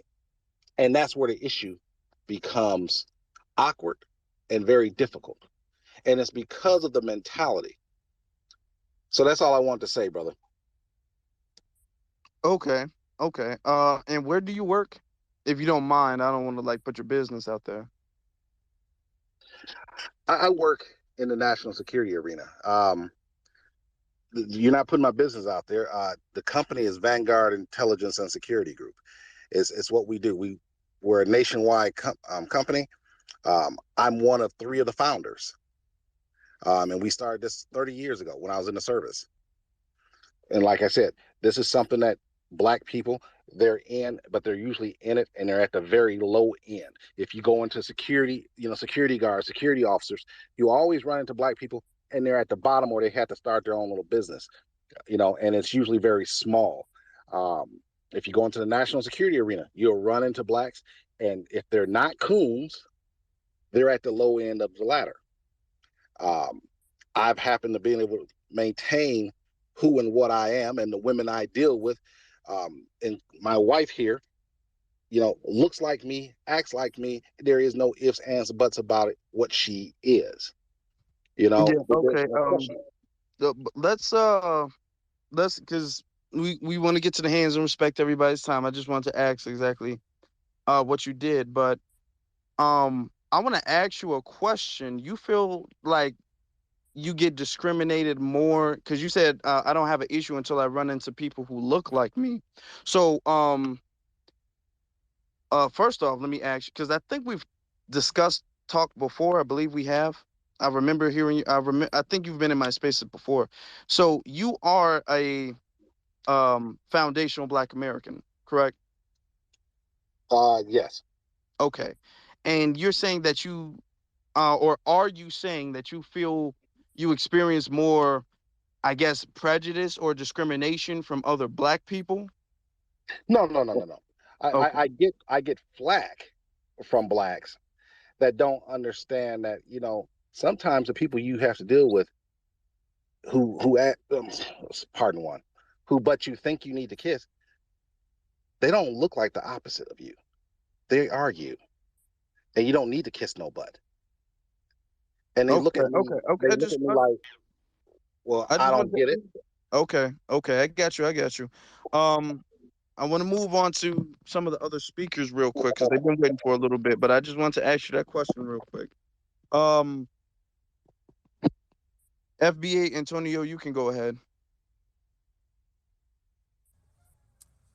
Good afternoon, B1 family. Um, Thank you, Lioness, for getting at that Liberian, quote unquote, African American, sister earlier that that had the conclusion that we didn't have a culture, and that shit killed me because you got a quote African American parent, and it's like what are you? It's like the Pan Africanist thing. Like you pledge your allegiance to the African part of you, and just try to minimize anything culturally that has to do with your Black American side. And so I think it's important that you know what I'm saying. Us. the leaders and the voices and things like that in our own right. It's so many people in our own families that lack education. I talk to them. I got people in my family that don't barely know shit, but I ain't gonna lie. So I'm sitting here explaining things, and it's like, oh, and it's good. It's good that we take the time to do that. But my one thing that I wanted to share with her, I don't know if she fled the room. I don't know if she here or not. I don't see her anymore. She But did. Brother yeah. FBA Antonio, can you turn your volume up a little bit, please? I'm Oh, hearing you some know what? feedback. I don't know why. Hold on. That's. I think. Okay. Do you still hear it now? That's better. Okay. Yeah. So our culture is that we don't run away. That's our culture. Like Neely Fuller Jr. said, your culture is what you're doing at that point in time, and what we've always done was not run away. So we set that as the standard for Black people globally. Don't run from where you are. Build, and then we've shown that we can build. We've built numerous amount of times. Um, everybody know about the massacres that took place, and the race riots. They destroy. It's like a hurricane that come through every now and then. They destroy. We rebuild. They destroy again. We'll do it again. And now they tried to keep us in like a permanent subdued underclass position, according to Dr. Claude Anderson, which he's correct. And then they strip us of the culture that we're used to having, and then they'll throw tethers and the LGBT community into our mix, and they'll say, hey, this is who you really are. They'll throw the big girls on TV and say, hey, Black women, you're the most beautiful when you're 230 pounds, as opposed to 130, while they're celebrating the white, the Eurocentric beauty standard of slimness. And then because we're miseducated, I think somebody brought up the Miseducation of the Negro earlier. That's a great book, Carter G. Woodson. We're miseducated, and we're being educated by our oppressors. We think up is down. We think good is bad and shit like that. That's. But one last point I wanted to throw out there, Afro, bro, you hit it on the head. You did. FBA culture is tidiness, because my grandparents, they both still living.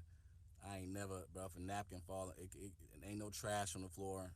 If they ain't sweeping it, they'll hand you a broom very quickly. Hey man, you left a stain on the you left a butter knife on this counter. Go wash the dishes. I got some weeds for you to pick outside. You dig what I'm saying? And I live alone now, and I'm barely, I'm home about half the time throughout the week. When my father visits, bro, and he's from West Virginia, he grew up in the South. He comes over and he still cooks the big breakfast that his grandmother used to do, bro. It just be me, him, and my kids.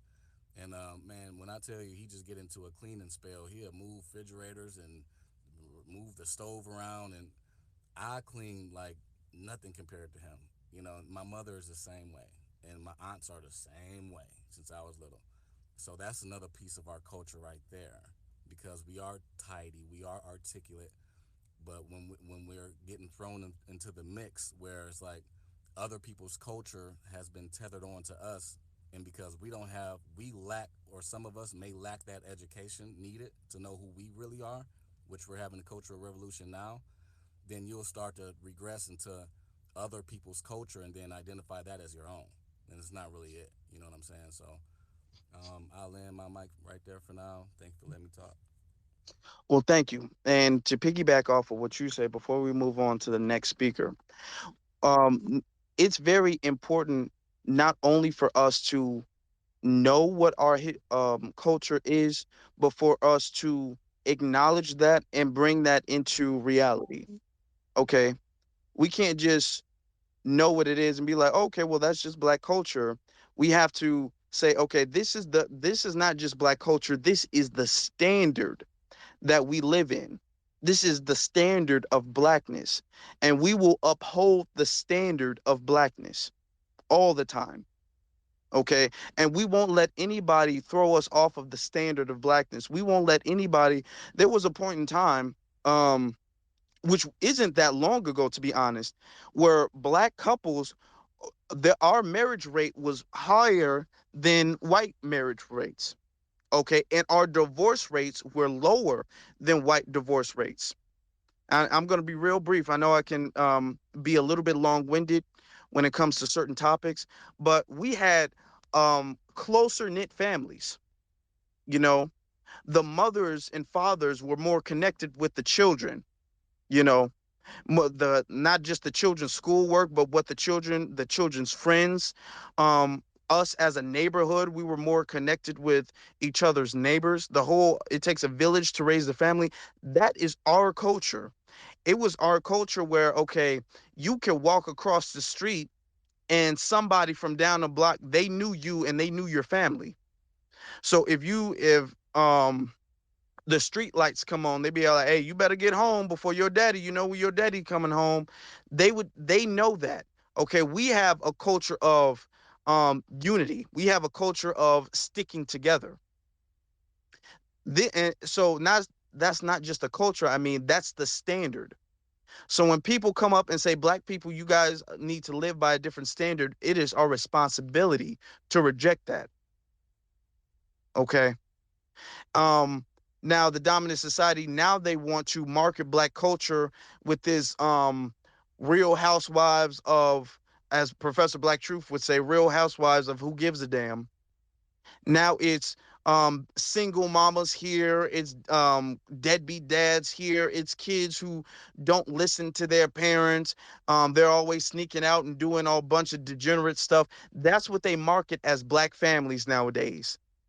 They market as you can't see first, you can't see a heterosexual black positive black couple in TV. You can't see that. You the In the heterosexual black couples you see in TV nowadays, you see the man and the woman, they're like literally at each other's neck. They're plotting against each other, they're cheating on each other left and right. They got plots to steal and rob and kill each other. The kids got plots to do that to the parents. That's what you see marketed as black culture today. It went from black culture being, we are the culture of family values, to now we're the culture of, you got to watch your back because your wife might stab you in it. Your husband is cheating on you every time he leaves the house. That is what they try to market as black culture, and it is our duty to reject that. Um, FBA all day, you can go ahead. Peace to everyone. Hey, I just want to let everybody know this brother Afro Elite. Shout out to Lioness Crown, Nikki. Y'all in a beautiful space. Y'all really need to listen to these brothers and sisters. They be kicking knowledge. I be in their spaces a lot, and I got a question that I want to pose to the panel. But before, I just want to say this. I this is my perspective, and from my studies, I feel like our culture is 500 years of building this country, and I just don't want us to forget that. And the dominant society does a good job of allowing us to forget that part. And I know some people don't like to talk about it, and I know some people feel like we shouldn't be just focused on that. But I'm not gonna lie to you, the reason why I'm focused on it is because when you tell me we shouldn't have reparations, I'll tell the panel there's a book called The Untold Story of Una Judge. I say it all the time. Martha Washington, everybody talk about George Washington. Martha Washington had 17,500 acres of land. I'm going to keep saying it over and over again because I want that to marinate with people. I'm in Las Vegas, Nevada. An acre is like $2 million. She had 17,500 acres of land. Where y'all think she got it from? Off the backs of black labor. That's our culture. So my question is to the panel and to our brother Afro Elite and Lioness Crown, and I know they're going to give a great, great response. Has our culture been compromised? And I'll land my plane. First off, that's a great question. I'm glad you brought that fact up. I'm gonna have to, get some research done on that because uh, I've never thought of that. But Linus Crown, you can go ahead. In short, I'll say that our culture has been threatened by the dominant society and its minions, reinforcing those negative stereotypes, anti-Black caricatures that we mentioned earlier in the space. So I would say that our authentic culture of being builders, of being God-fearing people, some people may like that term or not, but, God-centered people, family-oriented people, righteous people, and architects on the planet, that legacy has been compromised by these narratives from the dominant society. So I'll just say that. The other thing too that I forgot to mention earlier is that every single human being and group of human beings on the planet has a culture. I repeat, every human being and every group of human beings on the planet has a culture, whether we're talking about an ethnicity, whether we're talking about a nationality, whether we're talking about a lineage, etc. Everybody has a culture. And for this common popular narrative that Black Americans have no culture is not only false and inaccurate, it is dehumanizing, because every human being on the planet has a culture. No one else is saying that this group of people doesn't have a culture, they don't have a culture, they don't have a culture. Even the European has a culture. The European has a whole culture that has been laid out by Dr. Marimba Ani and Yurugu. The European has a whole culture of divide and conquer. The European has a whole culture of cultural appropriation. That is their culture, right? And then we can go down a line of every other group on the planet. But for some reason, people feel very comfortable. Even people that look like us feel very comfortable pushing this narrative that we, Black Americans, foundational Black Americans, have no culture. In turn, that is dehumanizing. And I would like for other folks to start using that language. It is dehumanizing to project this false idea that we have no culture. Because if we don't have a culture, you're basically saying that we're not people. We're not human beings. We're not worthy of respect. We're not worthy of resources. We're not worthy of safety or protection. Thank you. Okay, and to answer your question real quick, FBA all day.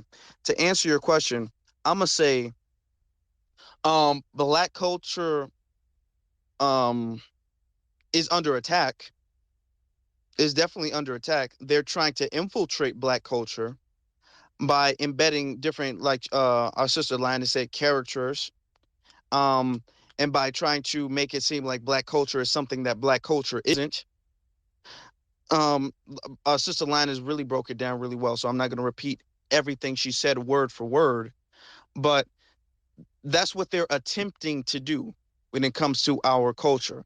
Like you said, as far as building this country, we did build this country. And to be honest, we're very humble with that fact. That's a fact that we don't brag enough about. This is the country that people are spending their lives to save up to come to. This is the number one country in the world, and I'm not trying to say that this country is flawless at all. I'm not trying to say that this country doesn't oppress anybody at all. I have many issues with this country, but let's be real. What this country decides to do is, it shapes what the world does next. Okay. And we are the ones who built the wealthiest country in the world. There was no wealth here before we built it. We made it this way, and we keep it this way. If we're going to be honest, we maintain the country to be this way. I'm not talking about just as far as the inventions. I'm not talking about just as far as the labor, but I'm talking about as far as defending the country, all the wars we've been in. We are the true Americans. If there's anybody who's a real American, it would be the foundational Black Americans. We are what the definition of what they claim the Constitution is supposed to be. We're the only one who holds true to those standards of freedom for all people and justice for all people, equity for all people. We're the only ones who've ever truly held true to those standards. Okay, and those standards have never been held to us. Um, so I would want to answer that question that way. You said something else. I'm trying to remember what else you said. It slipped my mind. I was scrolling through the timeline, seeing something, but it slipped my mind real quick. But that is absolutely what I co-sign everything our sister Lina said. That's absolutely Black culture. And for people to say that we don't have a culture is 100% dehumanizing. Okay, we understand we've been through struggles that other people haven't been through, and this isn't a diss at the previous sister who came up in here. Okay, like as you guys know me, I like to extend a grace even where graces probably shouldn't be extended. Well, I'm not going to say that necessarily, but I'm a graceful person. Okay, and I'm gonna say like this: when you say that we don't have when you say first off, oh well, Black American culture, that's kind of just Black culture. It's all the same. It is not all the same, and it's very disingenuous for you to say it's all the same because When you talk about Nigerian culture, you know specifically who you're talking about. You don't say Nigerian culture is everybody's culture. You don't say Jamaican culture is everybody's culture. You don't say Haitian culture, South African culture, um, anywhere in the continent of Africa. You don't say, oh, look, Ethiopian culture, that's black culture. All of these other cultures, that's everybody's culture. So Black American, foundational Black American culture, that's not the melting pot of Black cultures. Okay. And that's something that we're starting to recognize and we're starting to do better, because we used to welcome all of these people in like, okay, well, that's all, everybody's Black culture. We're all Black culture. Now we're actually putting a barrier there. We're putting which we should respectfully. We should have always done this, because this is what all cultures do, respectfully be all like, okay, no, this is where we draw the line between your culture and my culture. We can respect other people's culture. I respect our other black people's culture, our other people, our black people from the diaspora and from the motherland. I respect their culture. Okay. I recognize my culture. Okay. My culture is the leading culture. When they say Black culture is the leading culture, they really mean Black American culture is the leading culture. That's really what they mean. Our culture is the culture. Foundational Black American culture, that is the culture. Okay, when they say Black culture, that's what they mean. When they say Black American, they mean Black American culture. I'm sorry. Okay. So we're not going to say, well, you know what? I think Liberian culture and FBA culture, I feel like it's all the same. It's not all the same. We have different experiences. It's not the same. And it's not true and very disrespectful to say that we don't know our culture. That's very disrespectful to say that. Okay. There might be aspects of our culture that we would have to learn later in life, because it's been taught not to teach to us. They try their hardest not to teach it to us. But we know our culture, and they know our culture too. So let's get to our co-host Nikki. You haven't spoken, so we'll get to you then. Then Assistant Linus. Hello, everybody. I'm just going to say this real quick in response to Afro saying, he didn't mean to throw shots at the woman who came in and said that, but it's my opinion that she came into the space aggressively. She saw the title. She saw that it said, "What is Black American culture?" She started talking about the woman in the video, and then she slid that in there. She knew exactly what she was doing because she said Black American. Unless she's been living up under a bridge or something, that's all we talk about on Twitter. She came in here to be disrespectful, and that's not all of them, because I have a ton of non FBA friends, so I'm not going to be painted like I dislike, excuse me, non FBAs. And I'm going to make this quick because I'm at the car shop. But we have to recognize when people are being disrespectful to our culture, and we have to call them out on it right away. And that's all I have to say. Oh, absolutely. Full-heartedly agree with you. I full-heartedly agree. Um, Let me see. Oh, I just had one quick point. I brought up the fact that it's dehumanizing when people say that foundational Black Americans have no culture, but also it's an attempt to erase us. So erasure is another word that we need to start using to counter this false narrative, right? Claiming that we have no culture, it dehumanizes us, makes it seem like we're actually not people, but it's also an attempt to erase us and our legacy, our lineage, and our ancestors' contributions and our current contributions. Thank you. Thank you very much for that. Thank you very much, both of you. I picked some pretty good co-hosts. Before we get to you, Brother Shaw, I understand you've been waiting. I'm gonna get to you briefly. I was talking to my brother Dylan. If you guys know who that is, he's not really on um what's this app called? Twitter. Lord have mercy. He's not really on Twitter. He's not really on Twitter that much. But we were talking about, and he's a much younger man. but he was talking about what he learned in high school as far as black culture. You know, we have Black History Month, and pretty much what they teach us is, you know, black people were enslaved, and then they skip all the way up until the civil rights movement. They briefly touch on the civil rights movement. They say, well, Rosa Parks, she sat down on the bus. Martin Luther King had a dream, and then everything went. And then, you know, everything was great after that.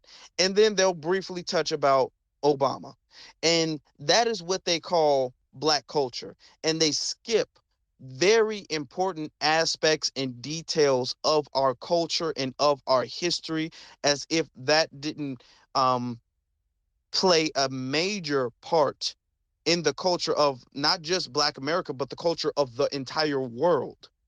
I want us to understand, as FBA, we have really changed the world with our inventions, with us, the standard of fighting for rights. I want you to understand, when it comes to fighting for human rights, fighting for dignity, fighting against oppression, we're really the standard of that. Everybody else piggybacks off of that. Like even Black Lives Matter, and we understand that that was a organization from the very beginning. But I want you to understand, after the Black Lives Matter thing, then you have, well, what about Asian Lives Matter? What about Hispanic Lives Matter? Everybody's copying off of what we set. We are the standard bearers. That is our culture, to be the standard bearers, to be the first ones to do anything, and everybody else copies off of that. Okay? We have so much history. So and a lot of history is unfortunately lost because it was recorded, like the inventions and all of those things. But we have a lot of recorded history, even the Tut language. We have a lot of history that people don't speak on. That is a part of our culture. So for us to say that we don't have a culture, I say we have the culture. And this might be egotistical. This might seem like I'm big headed, but let me be, because I feel as if we have the culture. If planet Earth, if you could pick one culture, it would be our culture. We are the culture that has shaped the whole world. The whole world is shaped and molded by what we set as our culture. If we didn't exist on this planet, the whole world would be very differently. It would be governed very differently. All right. We shape the world. That's the culture. We are the true Americans. We built America. We fought for America. We defeated the Confederacy. Our people, foundational Black Americans, did that. That is the culture. Okay. Everything positive, every single thing positive about America is because of us. There's not one single thing positive that doesn't have to do with us. As far as the inventions, the innovation, the politics, everything positive comes from us. All right. I don't want to be too long-winded. Shy, you can go ahead. Thank you. Greetings, everyone. Um, as you have said, that we stand for the highest ideals of this society. We're positive, and a lot of true things are being said about our placement in the world and our contributions of our culture to the world. It is, as my professor said, it is a new African culture, and that we are unique, and that we have things that come out of our experience, but as well, we there is a connection and a continuity of where we come from, and this stems back to Africa. And so, one of the things that we need to do is we need to take the high road, since we stand for these values, these high values and principles. And taking the high road means that we're just being ourselves, and we are educating folks that say that we have no culture, because really most of them are ignorant. They may see some popular culture, but they don't go deep. And the reason they don't go deep is because in most cases we don't go deep because most of us don't study ourselves. And one of our cultural key points is Afrocentric, or the Black or Africana studies um, it has contributed to our people and to the world, that we don't study ourselves, and we don't engage in learning Lindy Hop, swing, jazz. We're not learning those things.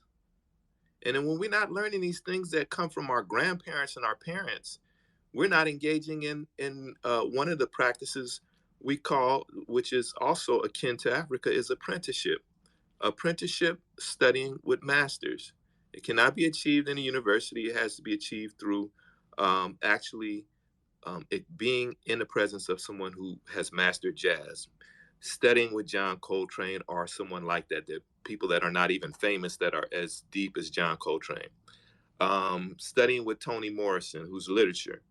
Studying with these different masters in our community. We're not doing those things, and this is what I want to remind us, is that we have to engage in this apprenticeship. This is the same thing that is one of my professors talks about, that is parallel to the Dogon system of mastery and apprenticeship, that they have 3 or 4 levels of apprenticeship, and the first level is imitation, just like in our system.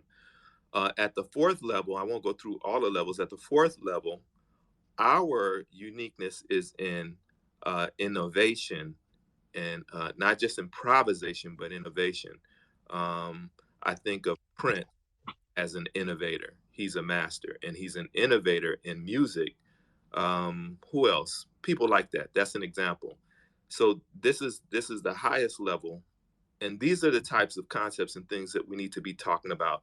It's easy to say that somebody coming from Africa don't know about, and they may be jaded, in a sense, but what will set all that shit straight is let them know some of the things I'm talking about. I mean, we've got to go deep ourselves, and we're not doing that. We're engaged in other stuff, and just criticizing or bashing someone who is ignorant, and even if they're coming with trying to, just be negative towards you, when you know yourself and you know your culture, your history, and you know that that history also connects to Africa, and that a lot of those things that we do are continuities, are continuous from the continent to here. Just we don't just pop up out of nowhere and just start doing African American culture.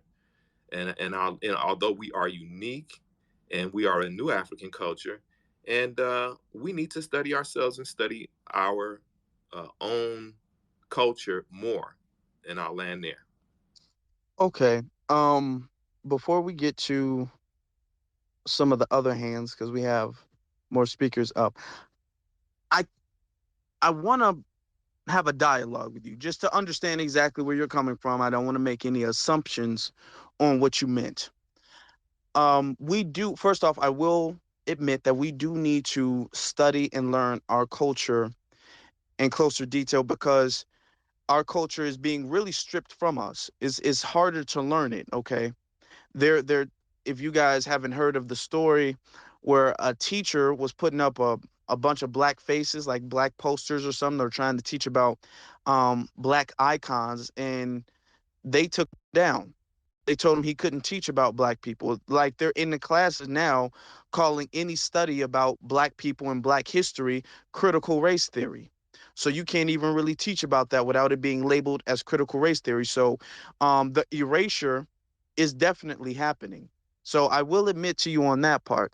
However, I want to give a pushback when you say a lot of them come over here and they're ignorant to our culture, maybe to the depths of our culture.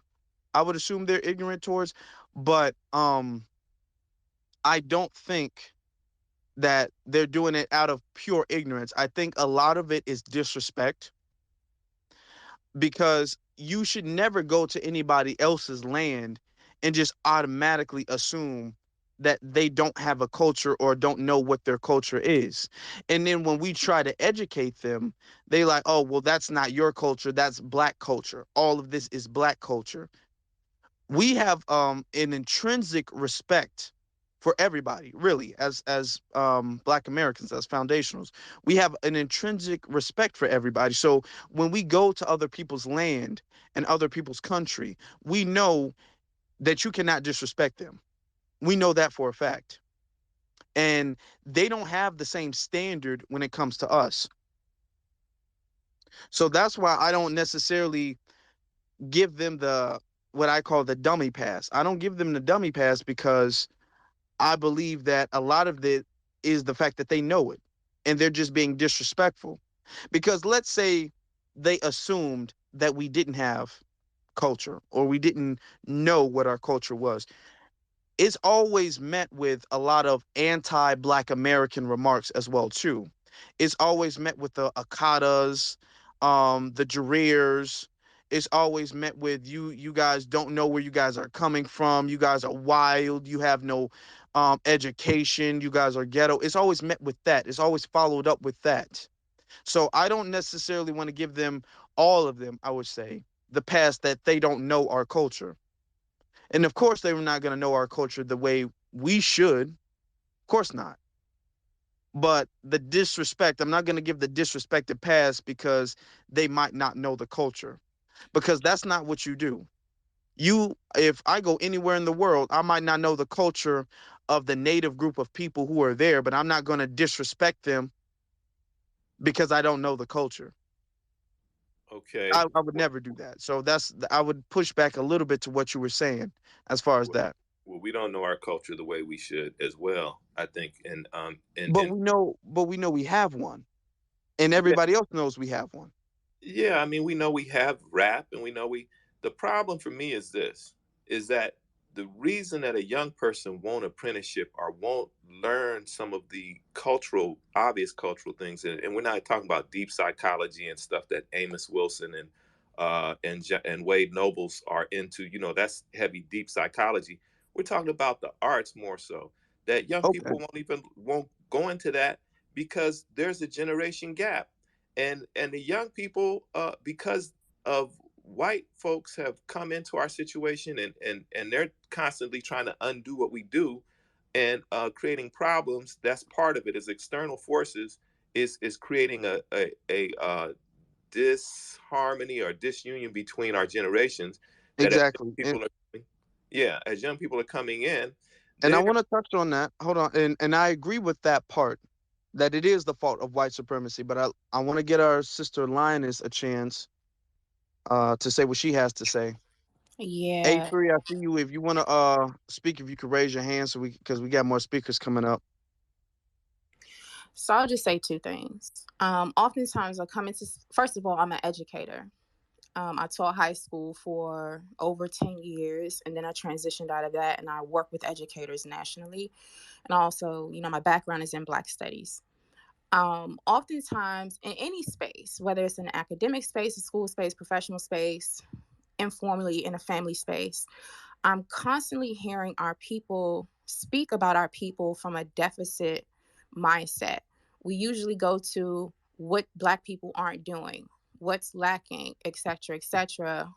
And a lot of it, I mean, of course, all of it has to do with white supremacy, racism, but then also a lot of it also has to do with what we're choosing to do and how we're choosing to see our people or not. So I just need to name that oftentimes in these spaces as well, when we talk about Black people, I hear a lot of people talking about Black people from a deficit standpoint. And that is a manifestation of internalized anti-Blackness. The second point I want to bring up is I have a good friend of mine, also, background in Black studies. His name is Dr. Ibram Kendi, and he wrote a book called How to Be an Anti-Racist. Some of the stuff I agree with, a lot of stuff I don't agree with. I pre-read the book before it went to print, gave him extensive feedback. But one of the quotes from that book that stuck out to me is that he says, "The only thing wrong with Black people is that Black people believe that there's something wrong with Black people." Let me repeat. The only thing wrong with Black people is that Black people believe that there is something wrong with Black people. That hits on this point of us internalizing a lot of this stuff, whether we are conscious of it or not.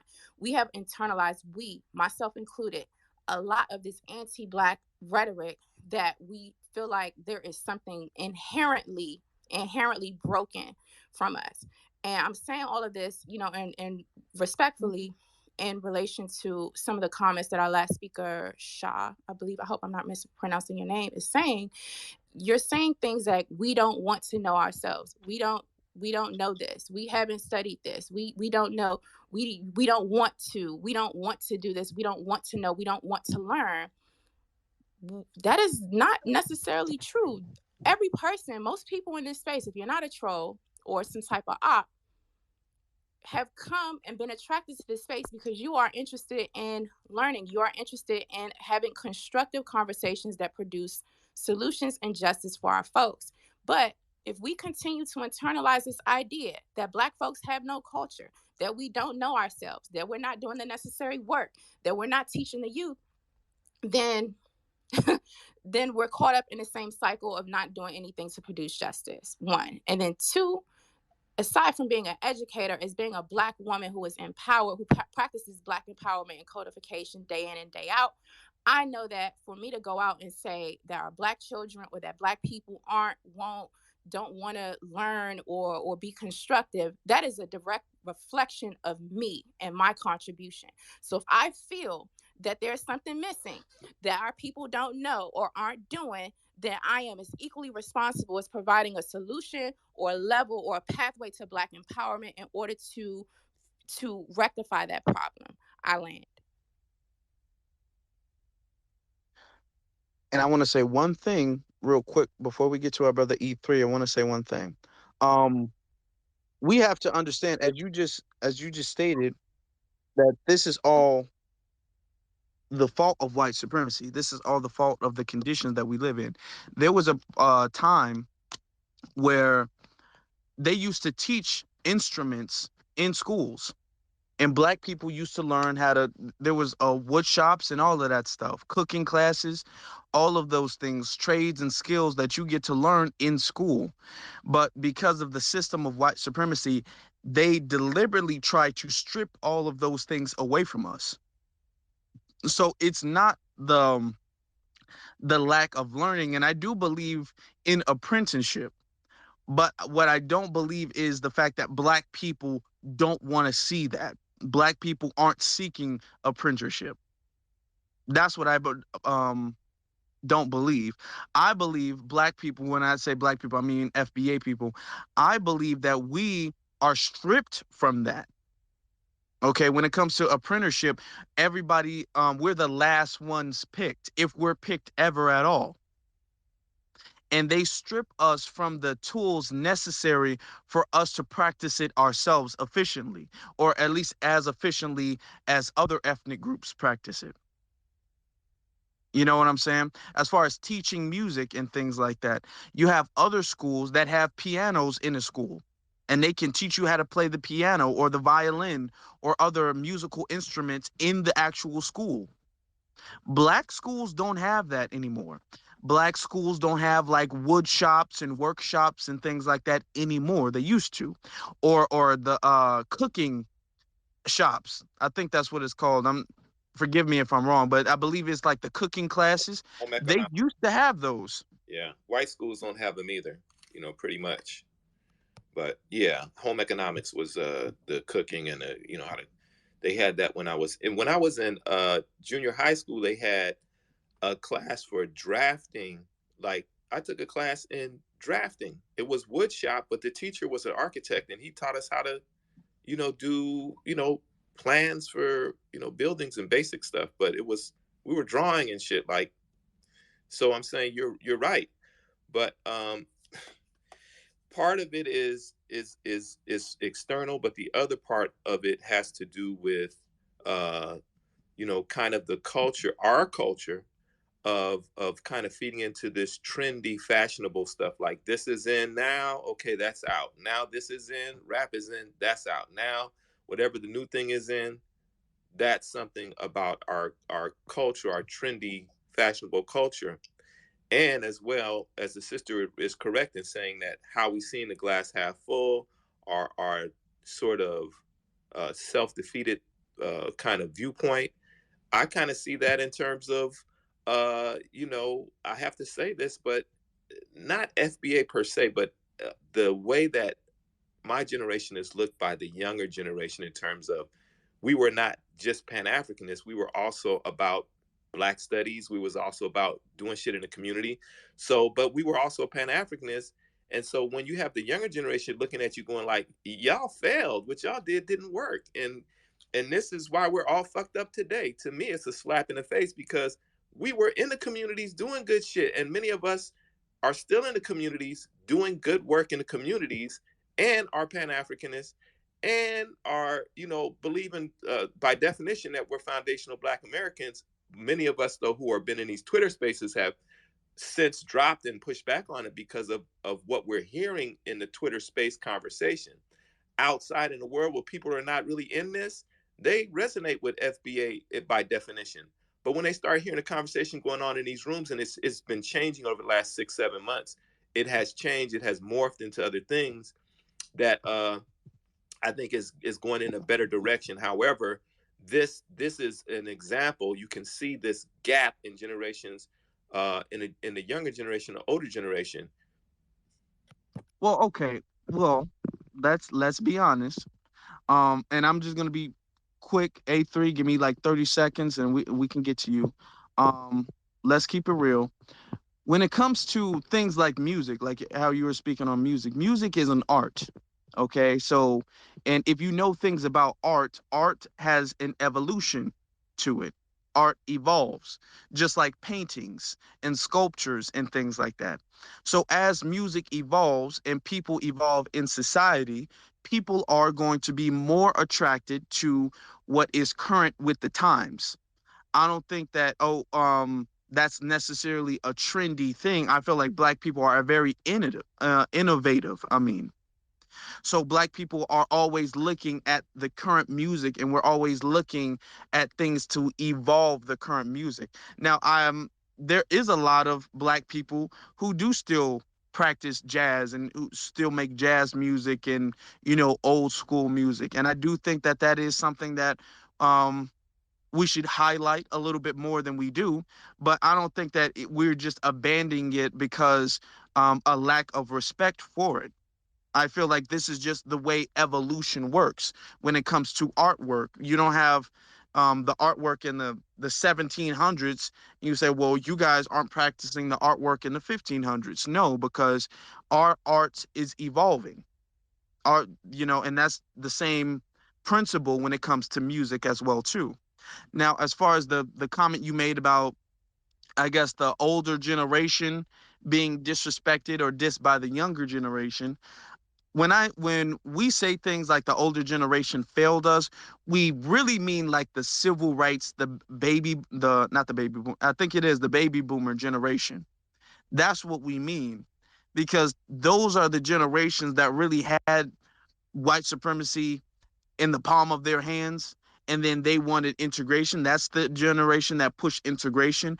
And a lot of the times we don't automatically disrespect or disavow all people from those generations, because you have people like our brother Neely Fuller Jr. We have people like our brother Dr. Claude Anderson, people still alive today. We have people like Minister Louis Farrakhan. We have people like even our deceased, who recently deceased, Dr. Francis Cress Welsing. We still hold them to much high esteem. It's the fact that when we get any bit of pushback, and we're starting to recognize where that pushback is coming from, when we get people like Jim Clyburn who tell us we don't want nothing, we just want to vote, and y'all need to pull yourselves up by y'all bootstraps, and y'all just need to stop complaining. And when we have people from the older generation tell the younger generation racism was worse in my day, you guys are just complaining. Well, you got people like Jalen Walker getting shot 60 times, 60 plus times by the police for running away. And we have people from the older generation telling us it was worse in their time and how we're not really going through the struggle like that. That is why there's a disconnect between the older generation and the younger generation.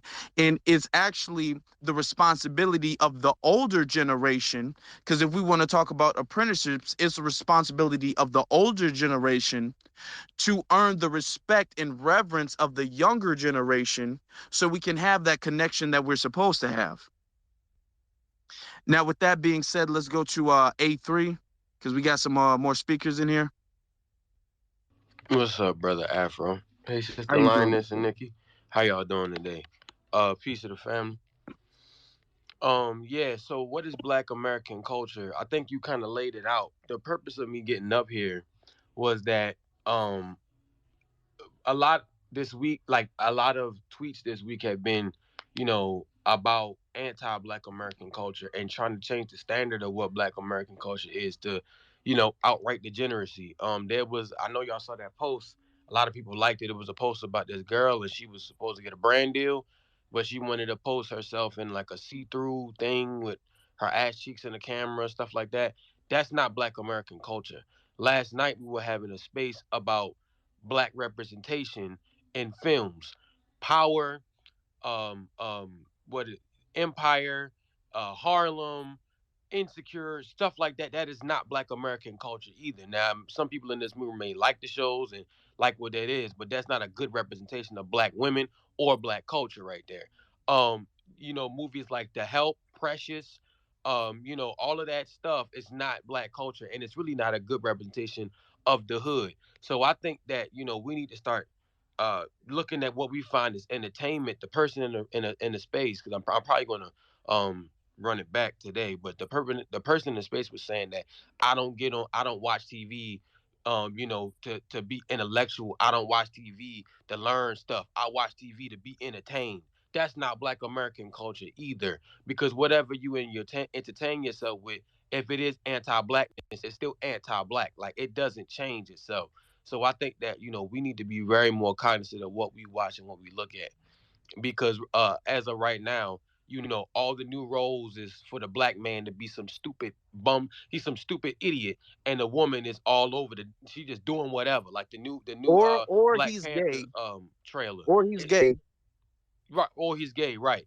And the new Black Panther trailer is just all these women, just they just some Amazon queens, and the man is just there. And then now they got Mexicans in the show, so it's like as of right now, black representation, especially in movies and TV, really needs to be looked at in a more constructive way, because what we're seeing right now is not our culture. And I'm gonna hand it back to Afro. And I full-heartedly agree with what our brother said. And that's kind of what we were discussing a little bit earlier in this conversation. That's not our culture. And we cannot let these white owned, because don't get me wrong, all of these companies, Fox and all of that stuff, who makes these and funds these, Showtime, all of these people who fund and direct these, or even if they don't direct them, they fund them and they tell people what to put in those shows. They do not represent black culture and they don't have the best interests of black people at heart. I want you So to of shake course that they're big going to booty turn. butt right in my fucking face. Especially shows like P Valley. That is just Yeah, oh tip definitely. top degeneracy right there. You need to get that shit off the screen. Exactly. Sister Linus, did you have something to say? I thought I heard something, but maybe I didn't. No, I don't have Yeah. anything to say. Yeah, there was a little troll in here. I had to remove him. Uh, FBA, Antonio, you can go ahead. Then we'll go to Jason. If you guys are new here, if you haven't spoken, if you can raise your hands, because I don't even know the order in which to go with the hands Yeah, there's after a Jason. sister named Sharon who hasn't spoken either. So Sharon, can you please raise your hand? Sharon can go before me. Okay, so after FBA, Antonio, then we'll go with Sharon. All right, you can go ahead. Okay, yeah. I had to give a comment, basically, sort of in response to what Shay was saying. You know what I'm saying about us and our culture. I was in the store, so if I forget some stuff, you know what I'm saying, just correct me on that when you come back in. But as far as FBAs and us not necessarily acknowledging our music culture, because in terms of culture, I think you're really narrowing that down to talk about art and entertainment. And am I correct on that? I think you were talking about music, right? Yeah, we did Yeah, we touch on did the touch on subject. the Yeah. subject. So the thing is this: do you understand that we did that? And see, that's what I wanted to bring up. The the the golden era of hip hop was from the mid '80s to the mid '90s, and right around that time was birthed a legislation called the Telecommunications Act, which in 1996 was signed into law by Bill Clinton. And like I said, since we're speaking in the context of art and music, FBA, during that time, and you should know this, I'm sure you do, there were several black hip hop artists, FBA artists, even Pan Africanist artists that incorporated funk, R&B and jazz and blues into like modernized version of hip hop music genre. You dig what I'm saying? So when we're left alone, then we'll build and we'll incorporate that. But then see, they incentivized an act that basically uprooted our culture. So we got to talk about the whole thing, bro. We can't. It's not like we just don't teach about our culture because it was being taught. You dig what I'm saying? And then by them incentivizing the negativity in our culture, that's where you see the deterioration of hip hop today and the twerking today, because they basically making caricatures out of us today because we are still fighting in the system of white supremacy. That's what I meant by education. So you being an elder or an older person, and I just gotta get, I don't want to go there with it, bro. I don't want to go there with it. Respect to my brother Space, but I just just throw some names out there like De La Soul, Brand Nubians. You know some of them. Nas had a lot of jazz in his music. You dig what I'm saying? And he's one of the best rappers out. Some people think he number one. Historically, but I I don't just think wanted to there's throw some of that. wrong with a new genre of music. There's But nothing wrong with that. you understand my point though, right? Because you Yeah, trying but to I make mean, it seem like we you didn't got to mention that hold on, control brother. our Hold on, industry. brother. You made it seem like we didn't appreciate our culture, and then therefore other races. I think you mentioned white folks. They come and try to undo what we had, brother. They gonna do that regardless. So it is some of us that do understand our culture. I would advise that you follow people like DeJuan Brown. I don't know if you know him already, but he'll he does the black music tree, and it explains our culture in detail, so, just like he would be a professor at HBCU. We got him in these Twitter spaces. We got him on YouTube, bro. So some of us are tapped in with that type of information. So I just land right there. Can I respond really quickly? Sure, you can. You got a FBA, Antonio, I think there's a echo coming from. Okay, you muted it. It's coming from yeah. Shay Yeah, or he had Shy. his mic off. Yeah, FBA Annis actually. So this is real quick. I study traditional African music and dance, but as well I learned from my mother swing from the West Coast swing, and so learning that was even hard. That was harder than learning dances from Africa. Really, pretty much being able to dance to jazz music. And so what I'm saying though is not so much in infusing in keeping our traditions alive in the new genres that come up, but actually kind of like making a tradition, keeping a tradition, because in the school of Africa, and this is my grounding in traditional African music and dance, is that for thousands of years they kept those rhythms and those dances.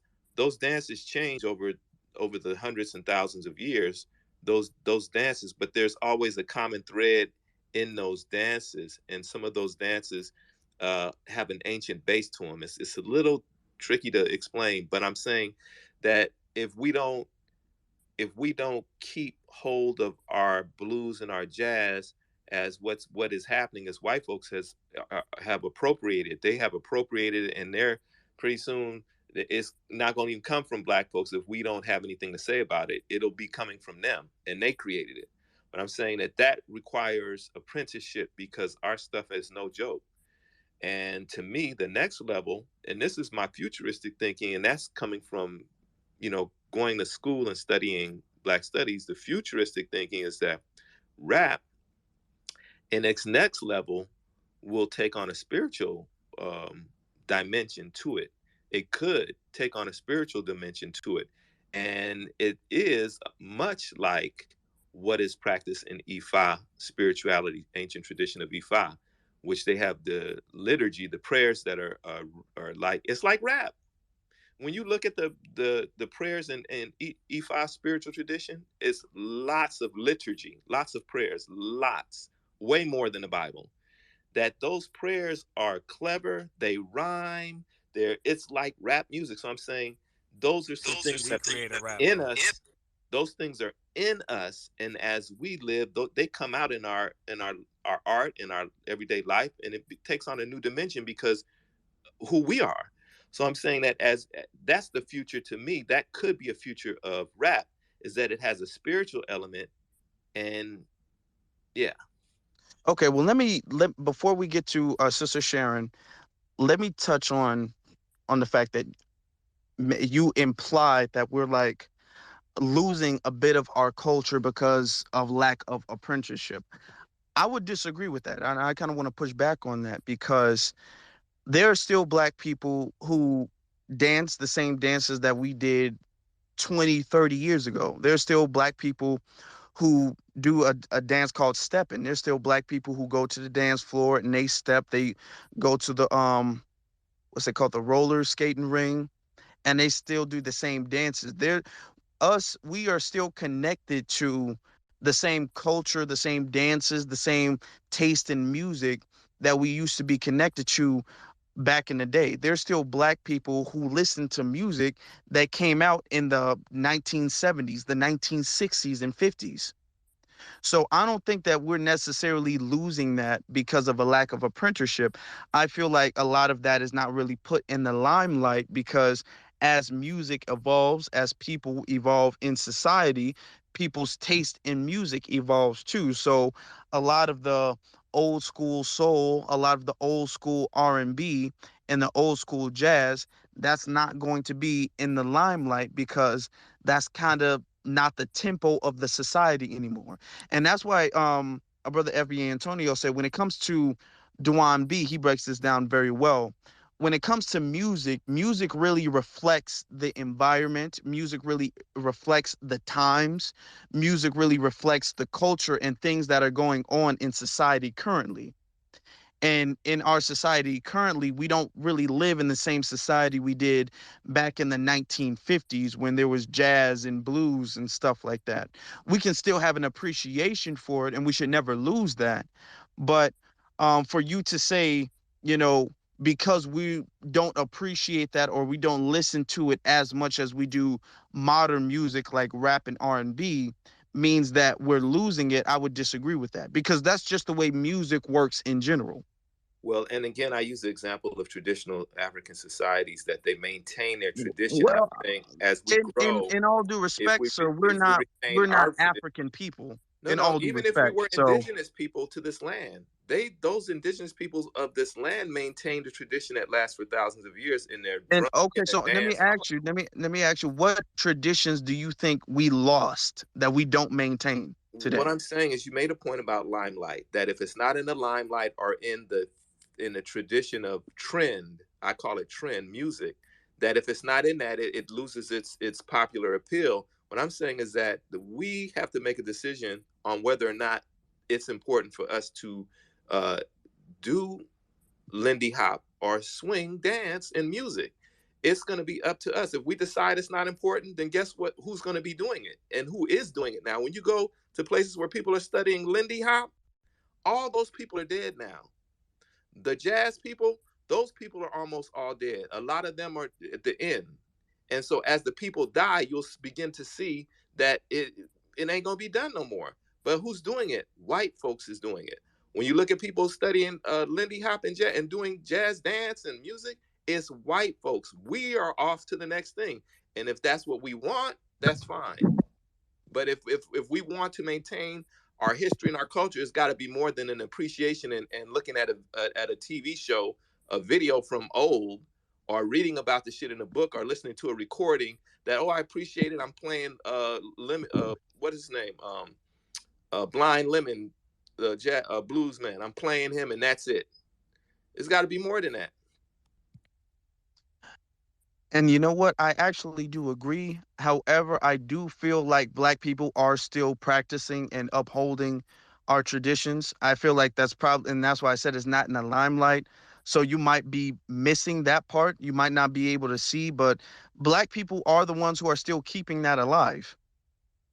There are white people who are practicing it now, and the thing is that they get the limelight for practicing jazz, not the black people who are doing it. Black people only get recognized when we're practicing rap music or hip hop, and then it's not even the like constructive and the thought provoking hip hop and the thought provoking rap music or R&B. It's the degenerate hip hop. It's the degenerate over sexualized, over ratchet, you know hip hop and R&B and rap. So that's the only music that it's marketed to us as, that's the only thing that we pay attention to. But I disagree with that fact. I don't think that that is the truth. But I want to get to some of the hands because we got more speakers coming up. So, Sister Sharon, you can go ahead. Hello, everyone. Good evening. I'm not an educator. I'm just a mother of three, but I studied a lot. And Black culture is a combination of all those things: rap, art, jazz, the Lindy Hop, the Dixie. The Dixieland. All that stuff is ours. Anyway, I don't think we're going to lose it. Also, with our culture, is that we haven't been able to do more with less. Back in the days, we had something called less mean more. Like the less clothes, like the less a woman shows her cleavage or her body, the more a man respects her. Now everything's the opposite. She shows her whole body and expects to get respect, but doesn't get no respect. Also, all this ratchetness came from like the mid '90s and stuff. Cause the fact, hip hop, rap, all that stuff been around since the '70s, and always was positive. We always did more with less. So if they're enjoying it now, fine. Because when we master something, we move on to the next. But that ratchetness also from the late '90s, probably 2000, and where, like the other brother said, you're right. They don't pick up the conscious hip hop. They just do. They go. But all this is by design because if you see, like back in the days, like I know we can't just look at the videos, but like who was that guy? Um, the guy who oh my God, I can't think his name. Anyway, when you think of like a lot of the stars who danced and performed, and when you finally seen black men on stage and not just from the waist up, they knew it was a rap. You understand? So in the '60s, after King got killed, what they did was they gave all the black people jobs. They gave a lot of all the black civil rights leaders, all the Panthers, whoever, they gave them jobs. They gave them jobs at the state building. But the trick was, now as they give people jobs, give black men and women jobs. Say they sold out for the jobs. They gave black women higher position jobs. You understand? Like we was supervisors of factories, supervisors of this, as in when black men has menial jobs then.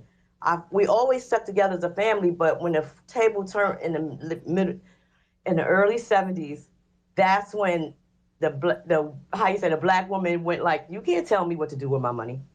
Because in fact, before that, her whole thing was taking care of him and making sure he brings the money in. Now, black women got jobs and they got higher paying jobs than their husbands, and they have been worked at the light company or the gas company for years, but now she gets her first job. She's a supervisor somewhere because of her high school education. Because back then, that's all you needed: high school education and some training, and they send you to training. And since that changed the dynamics in the '80s, everything went out of whack. Rap was good, however, crack came into the play. The black family got destroyed. Rap progressed, and then now you got the ratchetness we got today. That's where we at. I land my plane.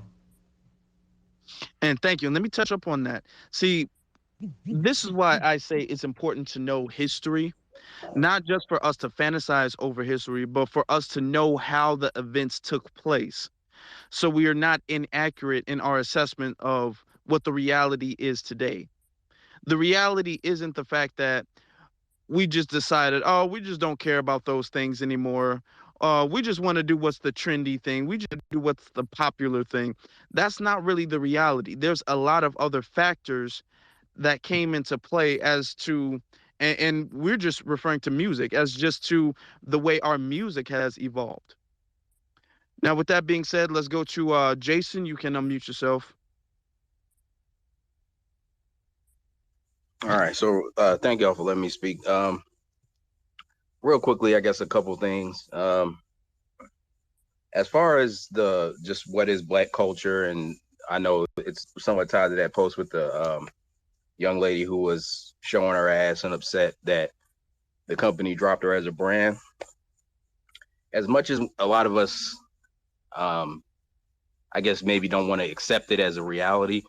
Unfortunately, to some degree, she's right. That is black culture, but not because it is in a way where it's actually black culture. It's black culture because a lot of us think it is, because we have bought into the degeneracy and violence, drugs, sex culture that hip hop has promoted. And I think that the way that we have to get around this is we have to again always keep the focus on the main thing, which is white supremacy. The white supremacists have made it so that we think, or that we buy into that is being black culture, and things like that is why we need reparations, and because we just have to find a way to take control back of what is our culture and what we define now. Like what Brother Afro did, where he commented and corrected and said, "Hey, your hypersexualization, that is not black culture." Those are the things that we have to do as small individuals, but on the bigger picture, that's why we need things like reparations to push back on that being pushed onto us. Because I was having a discussion with and I don't think he's in the space, but the brother Pedrino, um, where he was talking about a Watkins post where they were saying, "Oh, a black rapper is more racist than the Klan," and I was talking about how no, a black rapper is not the source of this. They are the product or the result of decades of economic deprivation and control over us, to where we really have lost a lot of the ability to define our culture. So that's just kind of how I see that, is that even though yes, we as individuals have an ability to take control of our own decisions, we have to be realistic about the power of social influence, and and we have to understand what needs to be done to try to combat it, what we can do as individuals, and what needs to be done on a bigger group level. But the only other thing I would say real quick to the brother Shah, when he was saying about how people saying about Pan-Africanism or older generations failing us, unfortunately, it's true. Older generations have failed us, and Pan-Africanism has failed us, because if it hadn't, people in the diaspora wouldn't be um, as anti-Black American as many of them are. They would have made a place for us to go to escape from America and escape from the system of white supremacy. Um, and that really needs to be addressed too. Now, can Pan-Africanism correct that? Yes. Can they, I guess, unfail, if you want to put it that way? Yes. But at the moment, they have failed, and they have been failing, which is why there is even a movement like FBA or ADOS or Freedmen or whatever term you want to use. It's because of the failures of the movement of Pan-Africanism, whether we like it or not.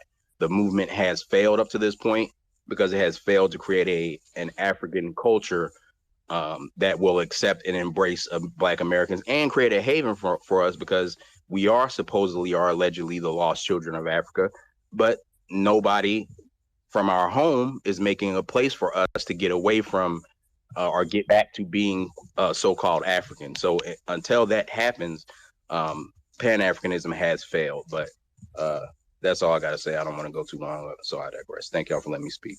Okay. Well, you said a lot, and I wanted to touch. I personally still wouldn't say that what she did was a part of Black culture. I wouldn't say that. I feel like it was. There are Black people who may over sexualize themselves, but I don't think that that's a part of because in order for it to really be a aspect of Black culture, we as the people have to accept and embrace that as an aspect of our culture. And given this space and many other spaces that I've been a part of, we don't embrace that as an aspect of our culture. Now, there are people who do it, but that doesn't make it an aspect of the culture. Just like, for instance, you'd never see uh, Mexicans talking about the cartel aspect of Mexican culture, or that Chinese human trafficking is an aspect of Chinese culture. They wouldn't say that, So I would reject the fact that like the degeneracy is a aspect of the culture, but I do want to piggyback off of something that you said that I do agree with. The issue when it comes to Pan Africanism is the fact that, first off, let me just say this. I personally believe that even if we were all still Pan Africanists, everybody should be doing what's best for their people first. Everybody should be putting their ethnic group first. That's just the standard of what we all should be doing.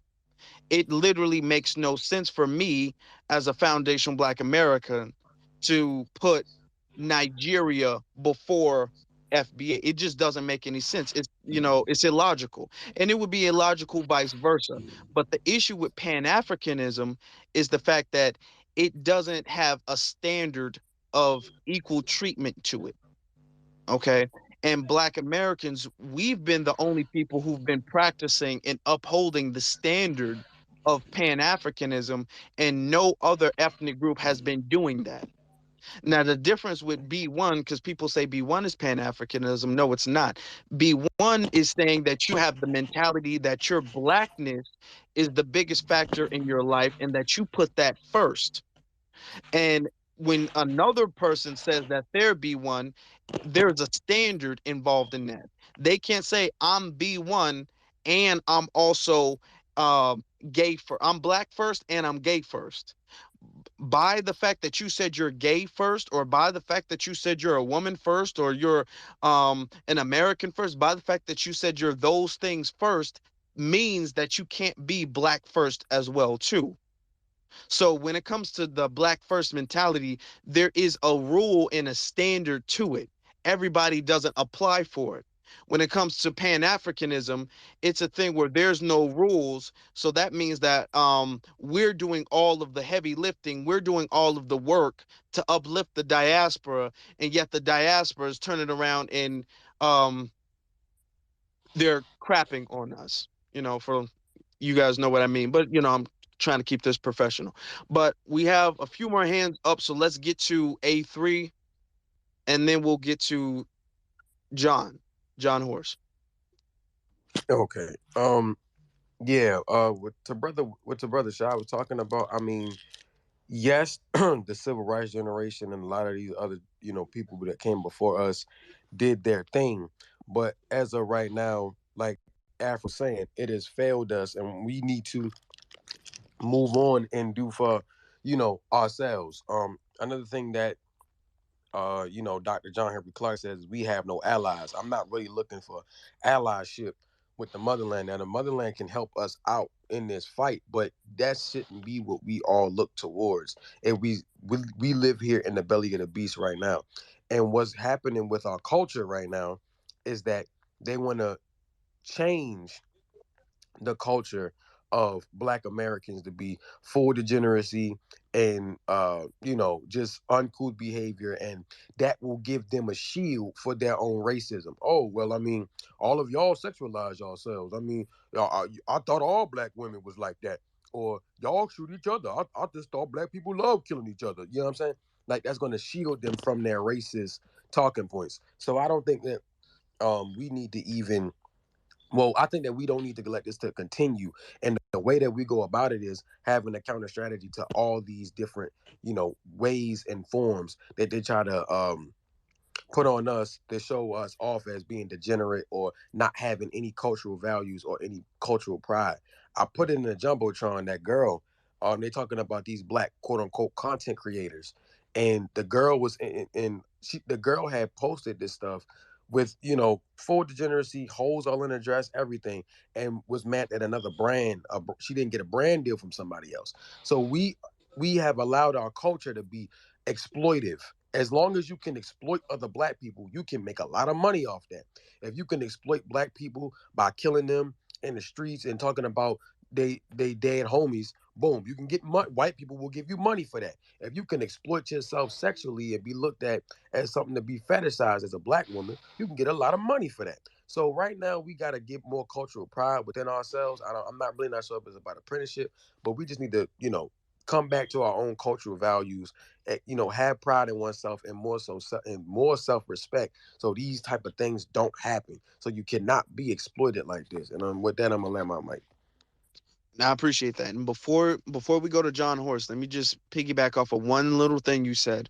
Um, as far as the term black on black crime, right? My very first YouTube video was me debunking the term black on black crime. And I said in the video, a lot of what they make, the argument that they make is, well, when a police kill black people, it can't really be that bad because you guys kill each other all the time. That's just what you guys do. So really, that's the argument of, well, if people kill black people, why can't I kill black people? Why is it bad when I kill black people? Clearly, look at them. These are degenerate people. These are degenerate savages. They don't even have value in their own life. So when I hear anybody at all say, you know what, we do got to get rid of black on black crime, we do got to acknowledge black on black crime, I immediately stop that, because what you're doing is you're peddling a lot of anti-black rhetoric. Because the term black on black crime, that is what they use to justify when the police, or any other white supremacist for that matter, like Dylan Roof, or like, damn, what's that? The one who killed Trayvon Martin, I forget, George Zimmerman. They use that justification. Well, look at the culture. Their culture is just so degenerate and wild and violent. I mean, you can't really blame them. So we have to immediately push back on that. That's why we don't say black on black crime is a part of the culture, because we understand that when we acknowledge that as a part of the culture, that will immediately backfire on us. That's immediately super harmful to us. And I just wanted to piggyback off of what A3 said. But we can go to John. John Horse, you can go ahead and unmute yourself. Yo, yeah, this is a good conversation. I agree with everything that you was, you were saying about that. White supremacists, they like to look for justifications in harming us, because they know what they're doing to us is wrong. What is Black American culture? Say that every part of American culture is Black culture. The concept of freedom is Black culture. You know, I mean, we're the only, we understand freedom better than anybody else. You know what I'm saying? It doesn't come from white society, and they know that because they were the slave owners here. So, the concept of freedom is Black culture. I would say, the power of resistance. You know what I'm saying? Our culture is born out of resistance. You know what I'm saying? All of the music genres that we have today was born out of resistance. Because that's all we had. Hip hop, people, believe it or not, people fail to understand that. Of course, we had this whole thing where you had like the Caribbean saying that they created hip hop, but here's the issue: in order for you to create hip hop, you would have had to create those Negro spirituals that our ancestors were singing out on those plantations. You know what I mean? Like you can't have hip hop without jazz. You can't have hip hop without rock. You can't have hip hop without swing music, all that other stuff. You know, and then of course, when it comes down to our inventions and everything that we've created, you know what I'm saying? That's all a part of our culture. Memorial Day, that's our culture. We created Memorial Day. That's our culture. All of this new stuff that we're seeing, a lot of that stuff, is new. That's from other people per se, and that's not even really a part of who they are. You know what I'm saying? Like all the twerking and all of that. That's not Black American. You know what I'm saying? You can go look all the way back in the day, bro. Like you don't see that. You know what I'm saying, with the women or anything like that. So yeah, our culture, Black American culture, is a culture of freedom and resistance. And I'll land there. I fully agree with you on that. And I know we have some hands up. Um, but I want to say, as far as the music aspect is concerned, and that's why I was saying music is an art. So if you understand art, you understand that art evolves. There are artists that take inspiration from different artists, and then they implement that with like current events, the environment that they're in, the times that they're in, and then they evolve and push the needle forward as far as art is concerned. And this goes with all art across the board. So when it comes to music, music is not something that one person can just wake up, be like, you know what? I want to create a completely different genre of music, and then bam, here comes hip hop. That's not the way music works at all. It's never worked like that. Music is always something that has been inspired and evolved from another genre or other genres of music. Like how John Horst was saying, you can't have rap if you don't go to the previous genre, if you don't go to the genre before that and the artist before that, and then you take the conditions and all of these things into factor. That's why it's very disingenuous and hard to even peddle the argument that Jamaicans invented hip hop. That's not even possible for them to do. Exactly. And you can't Um, take FBA without having come from the continuity of Pan Africanism. FBA springs out of Pan Africanism in Well, a sense, in the hold same on. way. Okay, well, FBA doesn't spring out of Pan Africanism, you Well, in know. the same sense that you mentioned how rap came out of other genres, it doesn't. Okay, first, sir. Okay, hold on, sir. What I don't know what you mean. FBA is just a lineage. Yeah. Our lineage didn't spring out of Pan Africanism. So I mean, Our that's just what F, it is. our Pan FBA lineage. Africanism was a is an name. ideology. Wait. Pan Africanism is an ideology that we realize didn't work as effectively as we would have wanted it to. So that's why we have, for the most part, put that ideology on the back burner. That's why we've abandoned that ideology. We became No, you don't But have to to FBA. be agree with me. honest, we I are the respect you. You don't have to FBA. agree. We're the ones who really invented and pushed the concept of Pan Africanism forward. We're the origin of that. You don't And have. then when we recognized that that wasn't being received around the diaspora, we said, okay, well, if it's not being received, it has to be a two-way street. So we're just going to have to leave it alone. And that's what brings us where we are today. But let's get to some of the hands because we have people who haven't spoken. So there's somebody up here 99, named there's somebody up here named 99, Keith that's been up here for a while. I don't, but their hand isn't raised, so I don't know if that person wants to stay up oh, here or Keith, not. yeah, you're right. Thank you, Nikki. I don't know if you know how to raise your hand, but Keith, you can go ahead. If you're still there, Keith. Okay, well, Keith might not be there right now. So we'll go to 99. 99 Peace. attributes. Yeah, you can go ahead. Yeah, peace. I see what the problem is when they say what is Black American culture, because when you look up, the etymology of the word culture, it comes from cultivating, and it has something to do with crops. And then once it turned, as the years went by to the 1800s, then you look at the word culture, and it means, the arts, the collective creativeness, and it's all about good things. So as far as twerking and all that stuff, it's not a part of anyone's culture. Culture has something to do with the achievements and the creations of a certain type of person. I just want to put that out there. So when they try to latch all these degenerate things to our culture, then that's just false right there. And here, I'm sorry. I don't know why it feels like every time I host in a space, the second I start to eat anything, everybody wants to get off the mic, and it's my turn to talk. But okay. But here's the thing: is that there is a time and a place for everything. If you want to twerk and you want to dance and do all of that stuff, there is a time and a place for that. Okay. If it would be different if she was at the club and then somebody, or at a party or something, and then somebody took a video of her and then they dropped her brand. That would be a completely different situation. But what's not a part of the culture is being super hypersexual in public. All of this like damn near public nudity that we're seeing among black people today, that is not a part of black culture. There's a No, time and a place to twerk. There's a time and a place to be naked. Public is not the time to twerk, nor is it the time to be naked.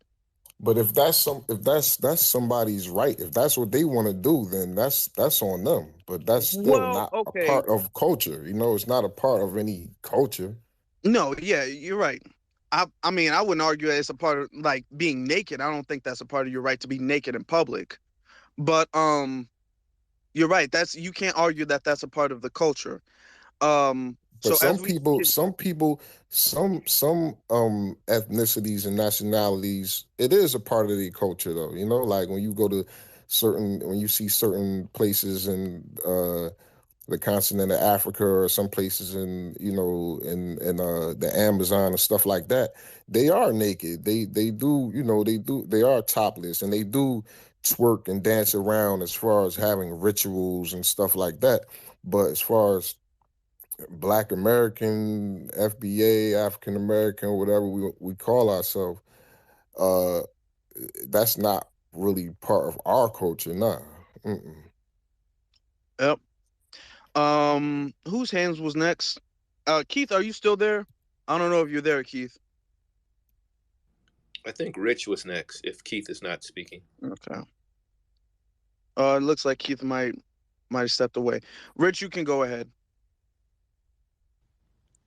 My question is, when a woman gets online and posts a picture in a damn lingerie, what else does it like?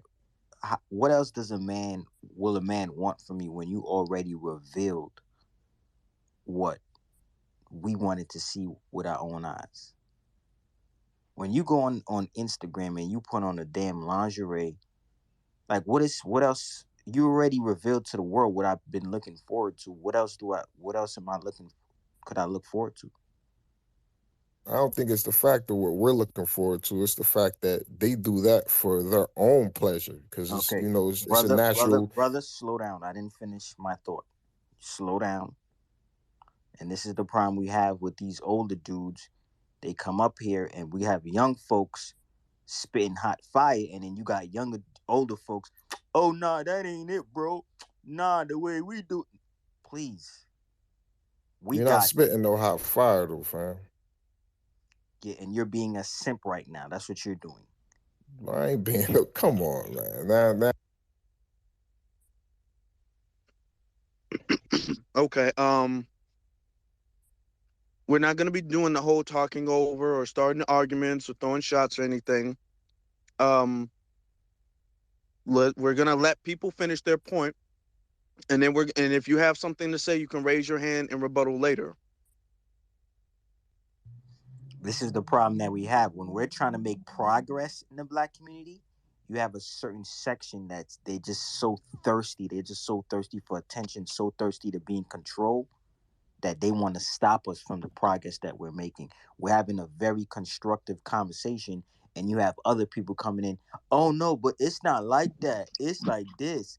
This is the issues that we have.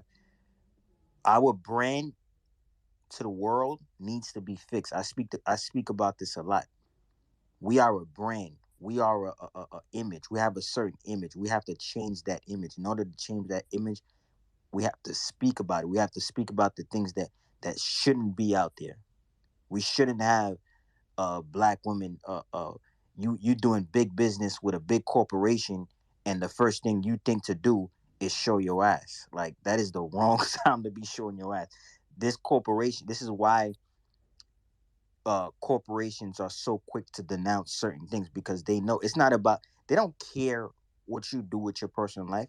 They know that if they allow you to do a certain pose or allow you to do a certain thing, somebody else might call them and say, hey, I have a issue with this. And this is what goes down in the real world. This is why we got to get off this Instagram and Facebook thing where we think, whatever we do on there, it doesn't matter. It won't affect us in the real world. It will affect you. When you in these big corporations, when you in these big Fortune 500 companies, you can't be doing certain things. This is business 101. And this is the problem we have. We have to fix our image. We have to fix our branding. I'm interested in hearing what black women got to say. So if there's any black women here, come up and speak your mind, because as far as I'm concerned, I mean, we critique black men a lot, but one thing black men, I say this all the time, one thing black men have done, we have made the brand look good. You don't see black men out here uh in booty shorts. I mean, we got the LGBT dudes that do that, but for the most part, you don't see black men out here messing the black image up. Like, we do not do anything reckless, out of control. Like, you don't see us on the internet showing our ass. For the most part, we got that under control. So I'm But not our sure, sister, Brother Rich, please. I'm hmm Jade, go ahead. Lioness Crown. Yeah, I'm co-hosting the space. I've been in here since the beginning, and plenty of black women did speak to this topic. So I'm not sure at what point you came in, and we did talk about that. Um, so I just wanted to name that, and then we also did talk about. Well, I brought up the point of dudes in the LGBT community really being the ones that condone, endorse, and push this sexually degenerate behavior, and egg a lot of these black women on in terms of showing their bodies and stuff like that.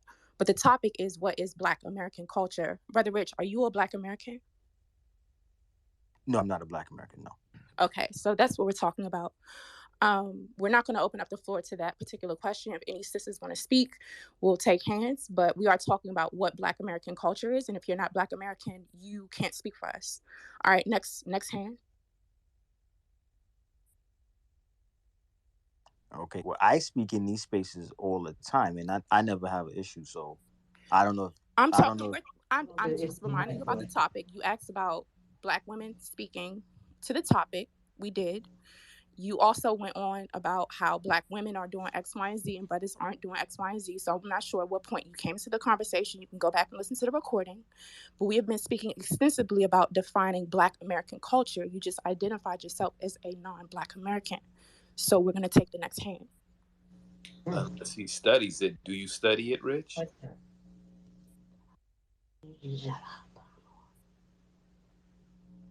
Hello. I'm back. Sorry, had to step away for a little bit, but I'm back. So let me reset the room actually. Uh if anybody who's just new coming into the room, the reason why I decided to make this topic, and you can look in the Jumbotron, is because there was a young sister who was picked up by some type of brand. I'm not sure who, she didn't expose who it was, but she was picked up by some type of brand because of her modeling that she does on Instagram, and the brand dropped her after she made a pic that they decided was inappropriate. And then she complained that, the pic, that she didn't deem it inappropriate, she deemed it as black culture. So that's why, and I was going back and forth with some other people about that. So that is why it is that's why I made this topic about what is black culture. Because if you guys didn't know, the first ever pornos that were made by white people. Okay, the first porno ever, if you won't even believe how old it is. It was made in the late 1800s, like when film first started out in France. You guys can Google that and look it up. Like 1896, I believe. But since then, porn has been mostly dominated by white society. But you don't see white women, um, posing in pornographic videos or films or anything like that, saying, oh, this is just a part of my culture, this is just a part of white culture. They wouldn't say that. The first porno actually came from France, so you don't see French women saying, oh, porn is a part of my culture, it's been here since the late 1800s. Uh porn is, yeah. So you won't see that happen. All right.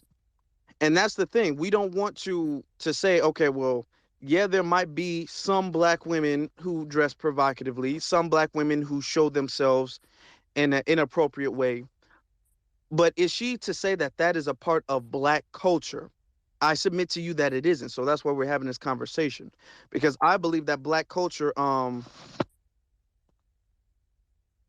I believe that black culture. Hold on. Hold on. Texting. I believe that black culture is a culture of neatness, tidiness, righteousness, and honorability. Oh, our brother Keith is back. Keith, how you doing? Yeah, can you hear me? Yes, go ahead. Yeah, yeah. I've been listening to you quite a long time now. I totally agree with what you're saying about the neatness and the grandma having a nice house and everything. I totally agree. I'm actually a white guy, me. I live in Manchester, England, but I was actually brought up in a black area. And what I have noticed is that what you've been going Okay, on all about right. is total. You Go on, mate. you're a white guy, and you said you grew up in a area. Okay, well that's what, that's great. That means you should really be listening to the conversation. So, Iron Malt, you can go ahead. Iron Malt, yeah.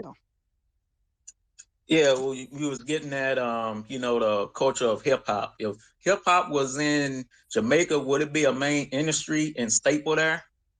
Would it be a business there? It wouldn't be over here. It would be over there in Jamaica, right? That's why I had to ask somebody. I'm like, Can you repeat the question?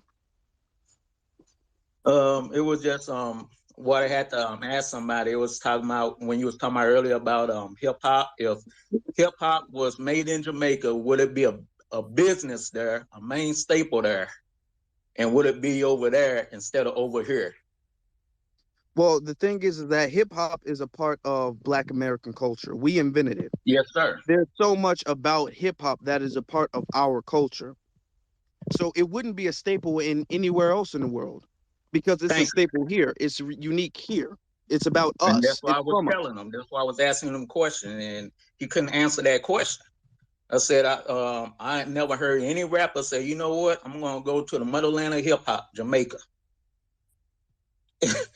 Yeah. That's why I had to ask the cat. I asked him, I'm like, it would be a big business there. All the record labels would be there. The advertisement, so and so from Jamaica. It was showing up in the U.S., but our culture is worldwide. It wasn't Jamaica doing hip hop, it was Americans doing Black Americans, Black foundational Americans doing it. So I was just getting back where he was getting at. It been a while since we was on that subject, since you talked. I'll land my plane there. Okay. Well, thank you. Thank you for that. I appreciate that. Yeah. FBA, we're definitely 100% owning. Um, we're definitely owning our culture and our music and all of it. Okay. Not just some of it. We're owning all of it, especially when it comes to hip hop. We're not letting anybody take that from us. So, nah, I had to step away. Do you guys know whose hands was next? I think it was Because I don't Sharon. have too much time. I got like about another 20-30 minutes left, and I want to get everybody's opinion on this subject before I have to go, because there's some things I have to handle. So if Sister anybody would Sharon. like to come up okay, Sharon, if Yeah. anybody would like to come up within like the last 30 minutes to give their opinion on the subject, you can do so, please. But Sharon, you can go ahead. Okay. Hello, fam.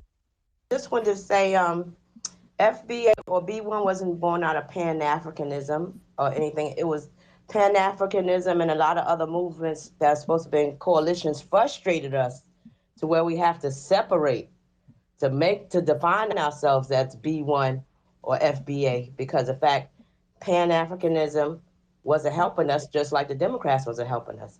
Also, like I agree with Brother Elite. He said we got a wholesome, clean culture, and I want to say that's true, because all that ratchetness stemmed from out of them Caligula times, and I'm sure y'all know what I'm talking about. And back then in Africa, one time Africa had over 700 languages, and they still did not have a word for anal sex. So that shows you all that homosexuality, all that other stuff Goes right back to the Roman times. They're white people. And I land my plane. Yeah, Yeah, you're right. that's their filthy culture. That's what they do, and that's what they call culture. Yep, absolutely correct. I think it was John Horst next. And the thing is too, and this is something when it comes to them trying to make it seem like um the alternative lifestyle, the LGBT, when they try to make it seem like that's rooted in blackness. Now we don't, disassociate with ourselves when it comes to black LGBT brothers and sisters. We understand we do have some black LGBT brothers and sisters, and I'm as sorry. long as they I ain't mean to do that. I ain't mean to go there. I'm no, no, sorry. no, no, no. I'm glad you brought it up because as long as there's mutual respect, then it's okay. But the thing is that that is just not a part of our culture. Our culture is naturally very nuclear family. Our culture is naturally very family oriented in that sense. A lot of this other, the nuclear family isn't important. It's not necessary. You know, um, the two parents being separated and the kids being in the middle. That is not a part of our culture. So I'm glad that you brought that aspect up. Let me see. John, you can go ahead. Yeah, and just piggybacking off that, yeah, we became FBA as soon as they dropped us off in the 1500s here, man. That was not born out of no Pan Africanism or anything like that. We became FBA when Allion and them brought us here, and we amalgamated with those natives out here, and fighting them and driving them off of U.S. soil. But what was I gonna say? Yeah, a lot of that the degeneracy and stuff that y'all see, a lot of that comes from yeah, the white supremacists. Um, the plantation culture that they tried to force on us. A lot of that the degendering that they did to us. A lot of that stuff, comes from them. You know. Um, Especially like when you look at because every plantation was like different, what I'm saying. Some of them, they were just meant to breed people, so they were just just literally that's like all they did, what I'm saying, was just sexualize the slaves.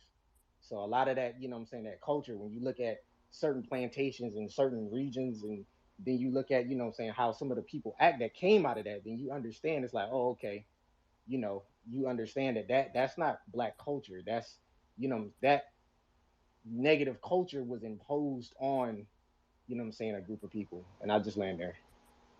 Exactly.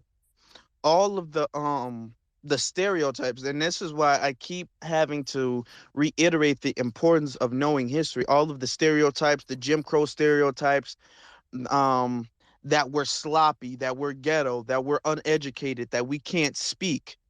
I remember Tariq Nasheed, he was talking about how he used to listen to some clips from some ex-slaves. Because we have to understand, a lot of slaves lived a very long time. I believe the last slave alive on record died in the 1970s. Okay, Yeah, that wasn't that long ago at all. So a lot of them were lived long enough to do interviews, video interviews, and everything. And when you listen to them, you don't get this broken up. I can barely form a sentence. I'm super illiterate type of language from them. And you didn't get this I'm like that Uncle Ruckus type of attitude from them. They held themselves up. They were neat people. Even in slavery, we still had a sense of dignity. Even though we were being oppressed, we've always had a sense of dignity. So the Jim Crow stereotypes that that's been put upon us, we have to reject that. We have exactly. to reject that. And then even when you look at the old photos, man, of when when we got out of slavery. I mean, dude, man, our ancestors, bro, man, they was some clean. They was clean, bro. Like the way how they would dress. Man, I'm talking about FBA, man, nigga. We was suited and booted to the nines, bro. Like, what I'm saying? Had the hats, all of that, the zoot suits, man. I'm talking about, what I'm saying? Like just the way we were dressed. If you go look at the people that own Bruce's Beach, man, they had the photo of them, man. Just the way they look, we upheld ourselves.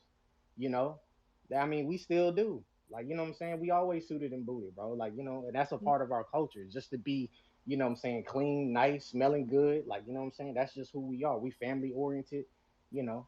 But yeah, I land there. Yep, that's our culture. I fully agree. Um, let's see. North, North, you can go ahead because you haven't spoken yet. Oh, I just want to say real quick that Black American culture is Pan Africanism. If you're rejecting Pan Africanism, you're rejecting Black American culture. Are you before you go? Are you a Black American? Are you Yes. FBA? You Yes. are. Yes. And where are you from? I live in LA, but my family's from Mississippi and Alabama. Okay.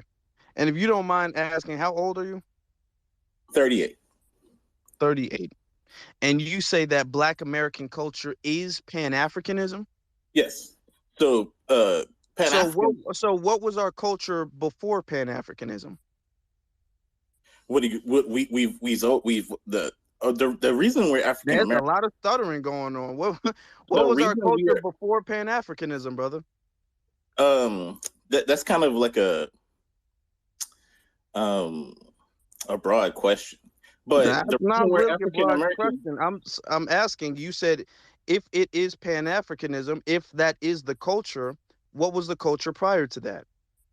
The Because at reason one we're point in time in our history, Pan-Africanism didn't exist. No, but the idea, like the reason we're Pan-African, the reason we're African Americans is because we're a composite of Africa. So we come from different places in Africa. So we cross borders. That's why we're African American. That's why they label us African American. So like the idea of Pan-African, we've always been Pan-African because we come from everywhere in Africa. That don't make sense. Yeah, That's not what Pan-Africanism is, sir. No, it's Pan-African. Pan, the word pan means cross borders. So like we've always come from everywhere in Africa. So like the idea, like we've never rejected Africa because we come from everywhere in Africa. I'm still not rejecting Africa, but I'm not a Pan-Africanist. And see, That's what it means. Brother Afro at all. This is what happens when you have a lot of people who think that they're qualified to speak and they haven't studied anything and they have no actual foundation in terms of what any ideology is. All right. I was born and raised Pan-Africanist. I'm an Africana studies scholar. My mentor from when I was a teenager was Dr. Malefe Kete Asante, who created the term Afrocentricity. And we're talking about an African-centered thought and juxtaposing it from a Eurocentric thought. We can get into axiology, cosmology, and a whole bunch of other words. However, when we read the works of the Honorable Marcus Messiah Garvey, and we get into our studies of Dr. John Henrik Clarke, and we talk about Pan-Africanism, the unifying ideology behind Pan-Africanism is that every Black person on the planet is supposed to be unified in its stance and active participation in dismantling global racism and white supremacy. That is, in turn, what Pan-Africanism as an ideology stands for. Now, all this extra stuff that people are throwing on top of it because we're all melanated and come from different parts of the African diaspora, if we're not united in the ideology of dismantling anti-Black racism, white supremacy, there is no Pan-Africanism. So let's get our facts straight before we start speaking. Yep, broke it down beautifully. Okay. So you're here, and to be honest, based off of what you're saying, I'm not sure you're full FBA. I can't say that for a fact, but we'll continue with the hands because we got some more speakers in here. So let's continue with the hands. We'll go with Jason, Rich. We have our brother Duan B and our sister Juicy Genius, who are speakers as well. So I definitely want to hear from both of them. Okay. Yeah. So just to be real quick, Afro, I think even though you said that you disagree, I don't think we disagree as much as it may have seemed at first, because what I was saying was not really that. I guess, well, let me just try to be clear because I know it may sound a little bit confusing, but because I am saying that it is Black American culture, but I'm also agreeing that it's not. I'm saying that it is in the fact that yes, because I think that what a lot of us fail to acknowledge is the power of media and TV and influence. Like for example, as much as we talk in these spaces and shit on Democrats, it's still 80, 88 or 90% of black Americans voting for Jim Crow Joe. If we talk about just really a lot of things in our culture, it's influenced by what TV is saying. Like if you think about the vaccine, you have a lot of black people shitting on other black people and wishing on other black people death and that they lose their jobs, all because TV says so. So that's what I mean, and that's why I go back to reparations and the system of white supremacy. At this point, we just don't have the resources to combat the constant barrage of propaganda that's telling black people that these are the things that are black culture and are causing black people to act it out and live it out. And that's so more what I mean is I feel like we need to, again, a lot of all of our problems, especially as black Americans, tie back to resources and economic deprivation, because if we had the resources to combat that, we wouldn't have that as common. But unfortunately, that young lady's mentality, if we're being honest, is extremely common. So is that naturally black? I guess what I'm trying to say is that naturally black American culture? No. But has it become a warped, twisted, perverted version of black American culture? I do think that it has become that. So that's basically where I was coming from on that. And that's all I want to clarify. That's it. Okay. And here's the thing, and that's why we have spaces like this, because we want to push back against that. We want to push back against that becoming a part of our culture or that being an aspect of our culture. We got to nip certain things in the bud. Because if we allowed that video to go on and nobody addressed it, nobody said that, then another video would have popped up of somebody else doing something really ghetto and ratchet and unprofessional, and they say, well, you know what, this is black culture. What, you don't like the fact that I'm smoking a blunt on Instagram? Well, I'm just participating in black culture. And then where is the line drawn? You know what I'm saying? And I'm sure you agree. I'm just saying that this is where we have to draw the line. No, I I'm agree not saying you completely. disagree. I'm just saying that's why I'm making this space, because eventually the line has to be drawn, or else that will become an aspect. But right now we're trying to gatekeep and prevent our culture. We're trying to trim the fat, so to speak. You know what I'm saying? Yeah, no, I completely agree, and that's what I was saying. I don't think we really disagree as much as it may have seemed at first, because I agree with what you're saying, and I don't have a problem with it. All I'm saying is that we also need to acknowledge the power of influence. There's a reason why they put these kind of things on TV. There's a reason why they promote these things. There's a reason why a lot of times it's not just that people don't like conscious rap. The rap labels won't give them a deal a lot of times, or won't promote them, won't give them a radio play, whatever you want to call it. So I just think we always have to keep the eye on the bigger picture and the bigger forces that are controlling these things. Like we all talk about how we learn from Neely Fuller. What does he always say? The usual suspects. Who does he always look at? Even if there's a coon in front of him, who does he look at? Who's behind that coon?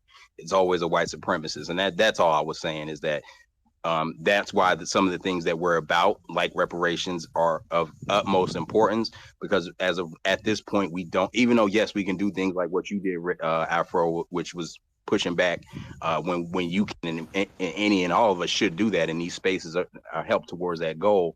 On the bigger scale of our population, it's hard to combat this stuff because we just don't have the resources, which it was set up for us to not have the resources based on being in the system of white supremacy. But that's all I was saying. But yeah, I pretty much don't disagree with anything you've been saying at all, Afro.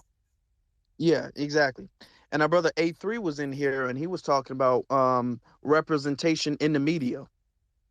And I feel like that's an aspect of what you're talking about, when they want things to become the representative, when they want like degeneracy to be what represents us, or when they want violence, when they say things like, black people, y'all only 13% of the population, but y'all commit 50% of all crimes in the world. So when they say stuff like that, when they make criminality and degeneracy and over sexualization a part of our culture, we have to push back on that.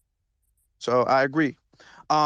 Rich, you can go ahead, and then we'll go with Dwan B, and then Juicy Genius. and then we'll be kind of wrapping it up. We'll give the co-host their chance to give their last few words, and we'll be wrapping it up.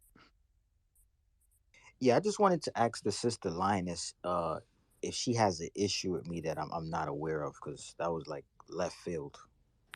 No, I don't have an issue with you. I don't know you to have an issue with you, and I don't have an issue with you or anybody. We were speaking about the topic, what Black American culture was, and I felt like you came in and you made some comments that, to me, as a foundational Black American woman, are projections that we receive a lot all the time. And I think also, too, I acknowledged multiple times you probably came in the middle of the conversation or later in the conversation after Black women spoke. But it felt like, or my experience was, that you were projecting these negative stereotypes like, oh, Black women are the ones doing this, this, and this. I want to hear from the Black women, and trying to control the space. You're not even a foundational Black American. So, I mean, it's not that you can't make contributions or be in solidarity, but when we're talking about defining what Black American culture is, you're unqualified to do that. So that was the issue that I took. It seems that you're too comfortable in this space as a non-foundational Black American. Well, the reason why I'm comfortable is because I hosted hundreds of spaces with Afro, and we dissect these type of conversations, and we actually had a very similar conversation like this. So I don't know. Well, okay. Let me jump in. The conversations that we host, conversations on white supremacy, and he's very, well read as far as the works of Neely Fuller Jr., as far as the works of Dr. Francis Cress Welsing. So, he dispenses of a lot of knowledge on that. I feel I understand where the situation happened. Maybe our sister Linus, maybe she felt as if, okay, the way you came was kind of off subject as far as Black American culture, and then you spoke in a way like kind of authority on the subject when as a non-FBA she felt some type of way. But so I believe that that's where the issue came from. I don't think there's an issue with it, and maybe it's just you know uh misunderstand. I don't even really want to call it misunderstanding, but I feel like that was the issue. I feel like that was the issue, and I don't really want to turn this into a back and forth, because that's not even Yeah, what the but topic but is the about. but the thing is, I was here the whole time. I was listening the whole time. The reason why I said I wanted sisters to come up and talk even more is because Black men can't really, tell sisters what to do. We're in a day and age where, Black women are not really responding to brothers. So that's why I said I wanted to hear sisters come up and talk about it, because maybe if more sisters come up and talk, that would change the narrative. But Well, okay. I had to but step away. I'm gonna be honest. I did have to step away, so the phone was away from me. I heard a little bit of what was said. I'm not sure exactly what was said, but I'm gonna listen to the playback, and then but afterwards, one last point. Let me make one last point real quick. Um, just to reiterate what I said. I have held hundreds of spaces, and we spoke about all this. No disrespect, sister, but I don't know if you're new here, but I've held hundreds of spaces with Afro and other people, and I have spoken plenty of times. I don't know if, because that kind of talking point is kind of like secure the tribe. They don't want any. They don't want okay, anybody. okay. I mean, yeah. Yeah, and I'm trying to info because she's not used to you. She hasn't really seen you around that much. So I'm letting her know on your behalf that Rich he's very well read as far as the works of Neely Fuller, as far as the works of Dr. Francis Cress Welsing and our master teachers or whatnot. So you know maybe this isn't the best way to get acquainted with each other. So hopefully we can discuss this later on, I and I concur. feel like that's the best way. I receive that. um and I'm not a part of any group or anything like that. um I'm just of the mind that when we're talking about defining our culture and practicing self-determination, then those of us who are of the lineage actually get to do that. So that was just like my main point. And also in terms of Black American culture and what it is and what it isn't, it is not this sort of gender warring, men versus women, male versus female. In my experience as a foundational Black American, there's a mutual respect between Black men and Black women, given our respective roles within society, within the family, within community. And I also experience and identify the sort of gender warring or one-sided talking points about Black men and one-sided talking points and projections about Black women to be off code and not of my foundational Black American culture. And so I will actually admit and name that was a major point of contention for me as I heard the Brother Rich's first comment. So I don't want to take up space, Afro. I thank you for that, Brother Rich. Thank you for saying what you said. We can take this offline. Yeah, we can handle this in a better setting. Um, with that being said, because I do want, because there's still some more people who haven't spoken yet, so let's get to Dewan B. What's up, everybody? How you doing, bro? I'm good, man. Thank y'all for letting me speak. What is Black American culture? I remember culture is the things that we do every day. The majority of things, the common things that we do and practice and act and interact with each other. What ends up happening is we allow outsiders to talk about our subcultures and say that the subcultures are the culture, and talking about the exception and saying that's the culture, and that's not what it is. When I see Black people coming together, when we're around each other, we're very communal. We for the most part, we get along really well. We don't want to be like anyone else. We set the trend. We don't really chase the trends. We set the trends. We kind of look at outside cultures as cool but corny.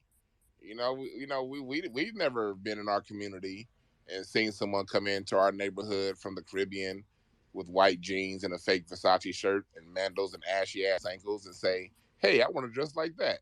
We've never done that. We kind of our culture is like we don't really even have a monolith when it comes to style. Like I was at a jazz festival this past weekend, and it was just like Black Americans.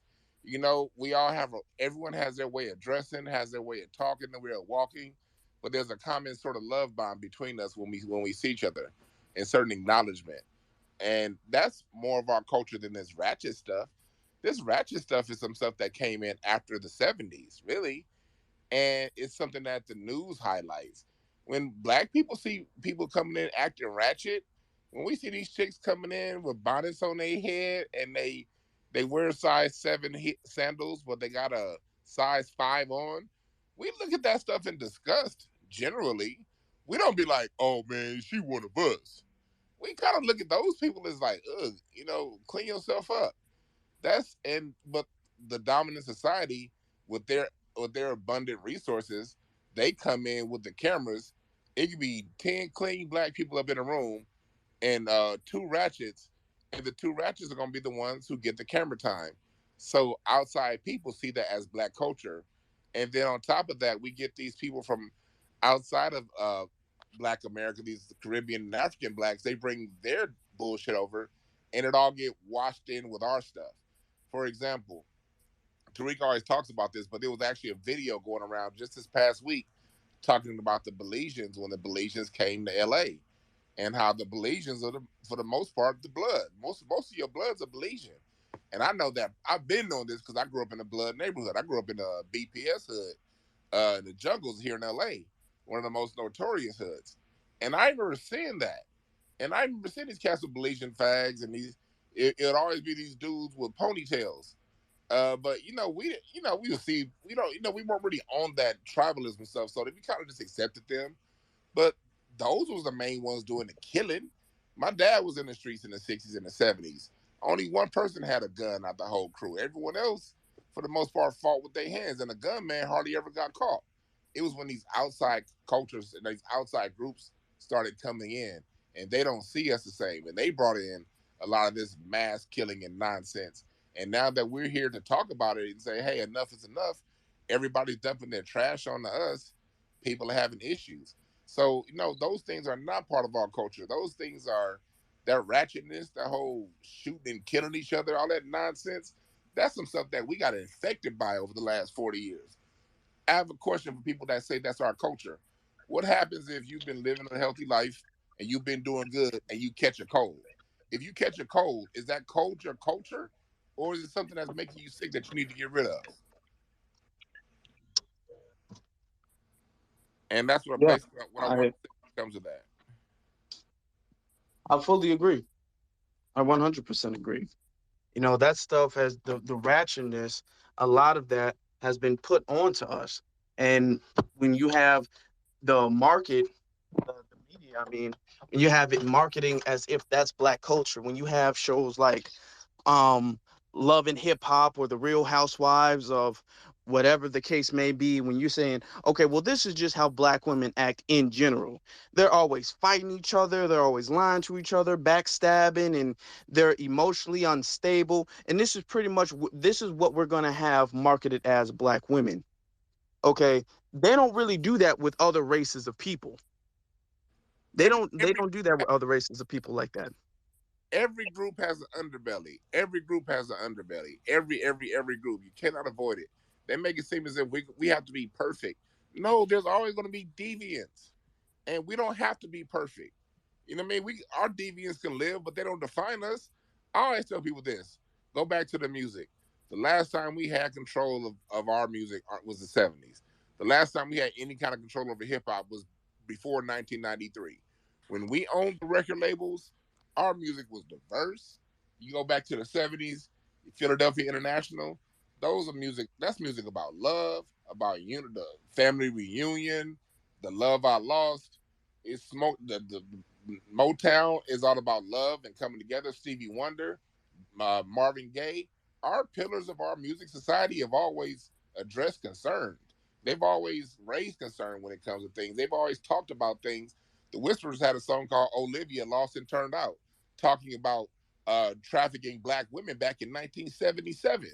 Well, they ain't one other group that was making music out of that sound that smooth and that good, talking saying Olivia, don't buy that man, no new Seville, don't become a hoe, don't walk them streets. That was our radio play music. This ain't even gospel music. Frankie Beverly and Mays, Golden Time of Day, a song about waking up to your inner self. You got the all that 80s and 90s hip hop, Ice Cube's Death Certificate, talking about, you can't turn the ghetto into Black Korea. And that was our stuff before these motherfuckers infected it. And so if you want to know our culture, go back and listen and go back and watch those Eddie Murphy movies of the 80s and the 90s. Boomerang, everybody's classy. That Boomerang is black culture if you want to put that into a movie. It wasn't until the rest of these people came in and they bought up our record labels and these white folks started owning it and they started bringing these immigrants in to do our music. That's when the shit changed. And that's some shit I'm tired of. These people came in and dirtied our music up, and now we got to hold it as our culture. F that. That's all I want to say. I don't want to take up too much more time. I fully agree. I fully agree. And for the audience knowing that Dewan B, he's very educated as far as music history. So if you guys have any question, he has a YouTube channel. I'm sure the link is in his bio, where he discusses, the evolution of music. And I was discussing that earlier in this space, that music is really an art and it has an evolution to it. Our music is an art and it has an evolution to it, and Dewan B is much more educated than I am on that evolution. So if you guys have any questions or if you guys want to learn anything about FBA music, I would suggest you guys go check out his page. But I want to get to our sister Juicy Genius. You can unmute yourself.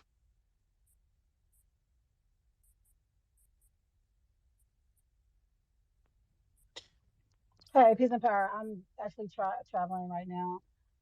Well, no, I'm just headed to a restaurant, so I was just kind of listening in. But peace and power, family. Hope everybody's doing well.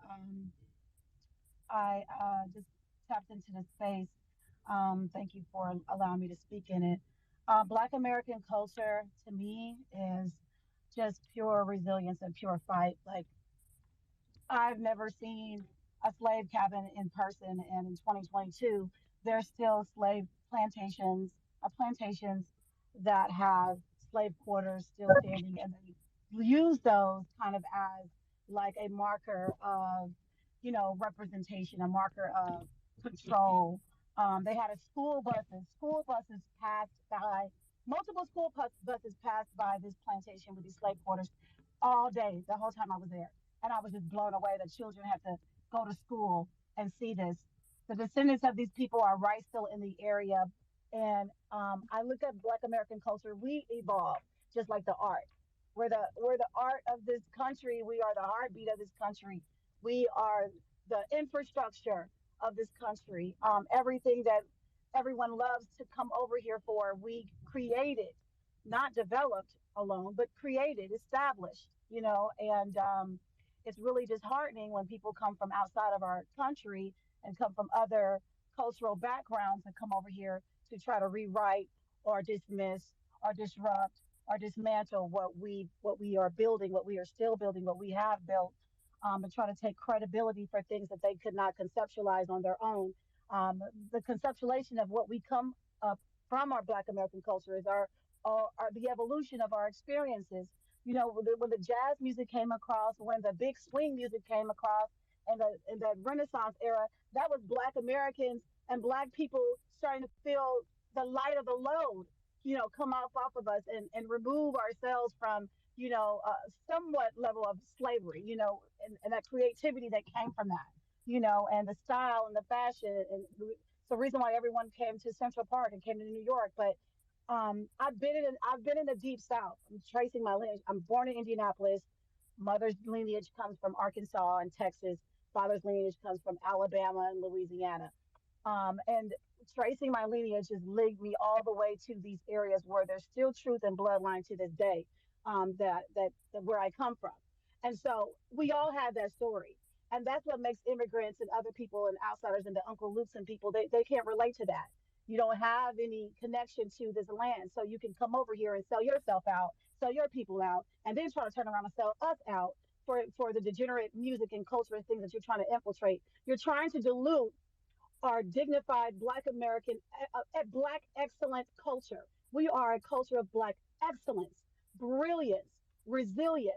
And you're trying to come over here with your low vibrational, degenerate behavior with the Cardis and the Nickies and everybody else to want to pop Cootie Cat all over the internet. And so when y'all come up on these stages and start talking about what the disgust that you have for Black women or whatever little comments that you say on the back end or whatever, make sure you talk about your people because those are the ones that came over here. That Haitian lady, she's the one that's behind the Love and Hip Hop. She's the producer of Love and Hip Hop. She's not even Black American, and so she uses us against us. And so I don't fuck with people like that. Excuse my language. So you address your people and how y'all come over here. And before you come, Black Americans are a very conservative, classy, sophisticated people. We're so classy and sophisticated, but we will get buck if we have to. And that is what you're seeing us now, just kind of like saying, listen, we got to put a stop to it. As a culture, we're going to put a stop for all this degenerate, this extraterrestrial immigrant people that come over here and try to dilute what we are doing.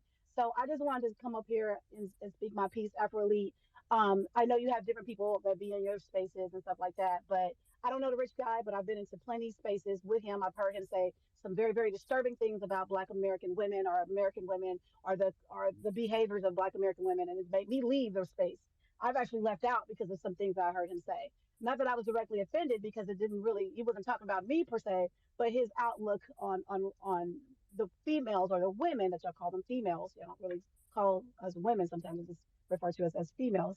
But your outlook is instead of arguing, I'll just let people think how they think and perceive how they want to perceive, and I'll remove myself from it. But what my final thought is this: we can't let anybody come in and disrupt the movement and what we're trying to do and where we're trying to go as a people.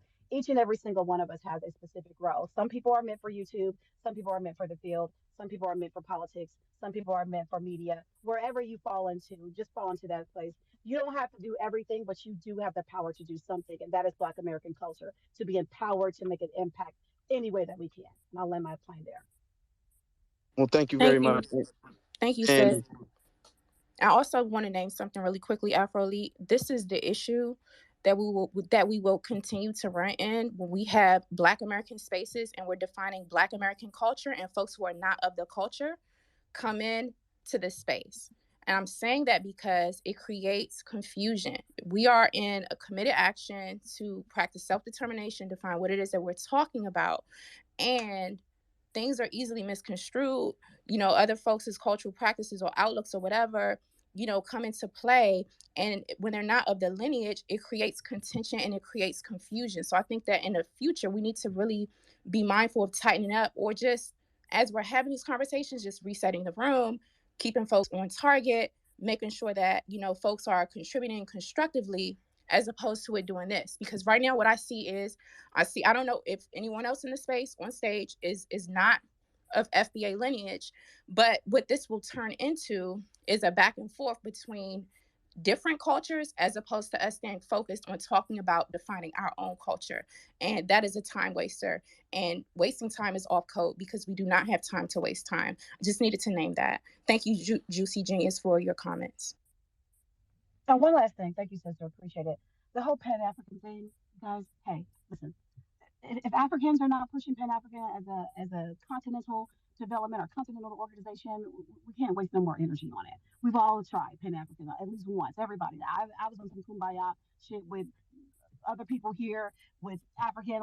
It don't work for us because it's getting us absolutely nowhere. You're actually trying to dilute our existence and our stories, and we won't allow you to erase that. That's what we are shifting the culture to. So if we want to shift the culture to focus on our human rights, our reparations, Black American protection under the law, then that's what we're doing. So thanks, Afro Elite, for hosting this great space. Thank you very much. I do want to say that your concerns are not falling on deaf ears, and I will definitely make sure they get addressed. I will definitely make sure they get addressed. But I want to continue by saying there's a specific reason why I named this Black American culture and not Black culture. Because in the video, she actually said Black culture. And I frame this as Black American culture because Black Americans, we are the culture when it comes to Blackness. And I've said this a couple years ago. When you hear the word Black, or when you think of the word Black people, we're the first people that are thought of. We're the first and foremost. We're like the poster of what Blackness is, you know.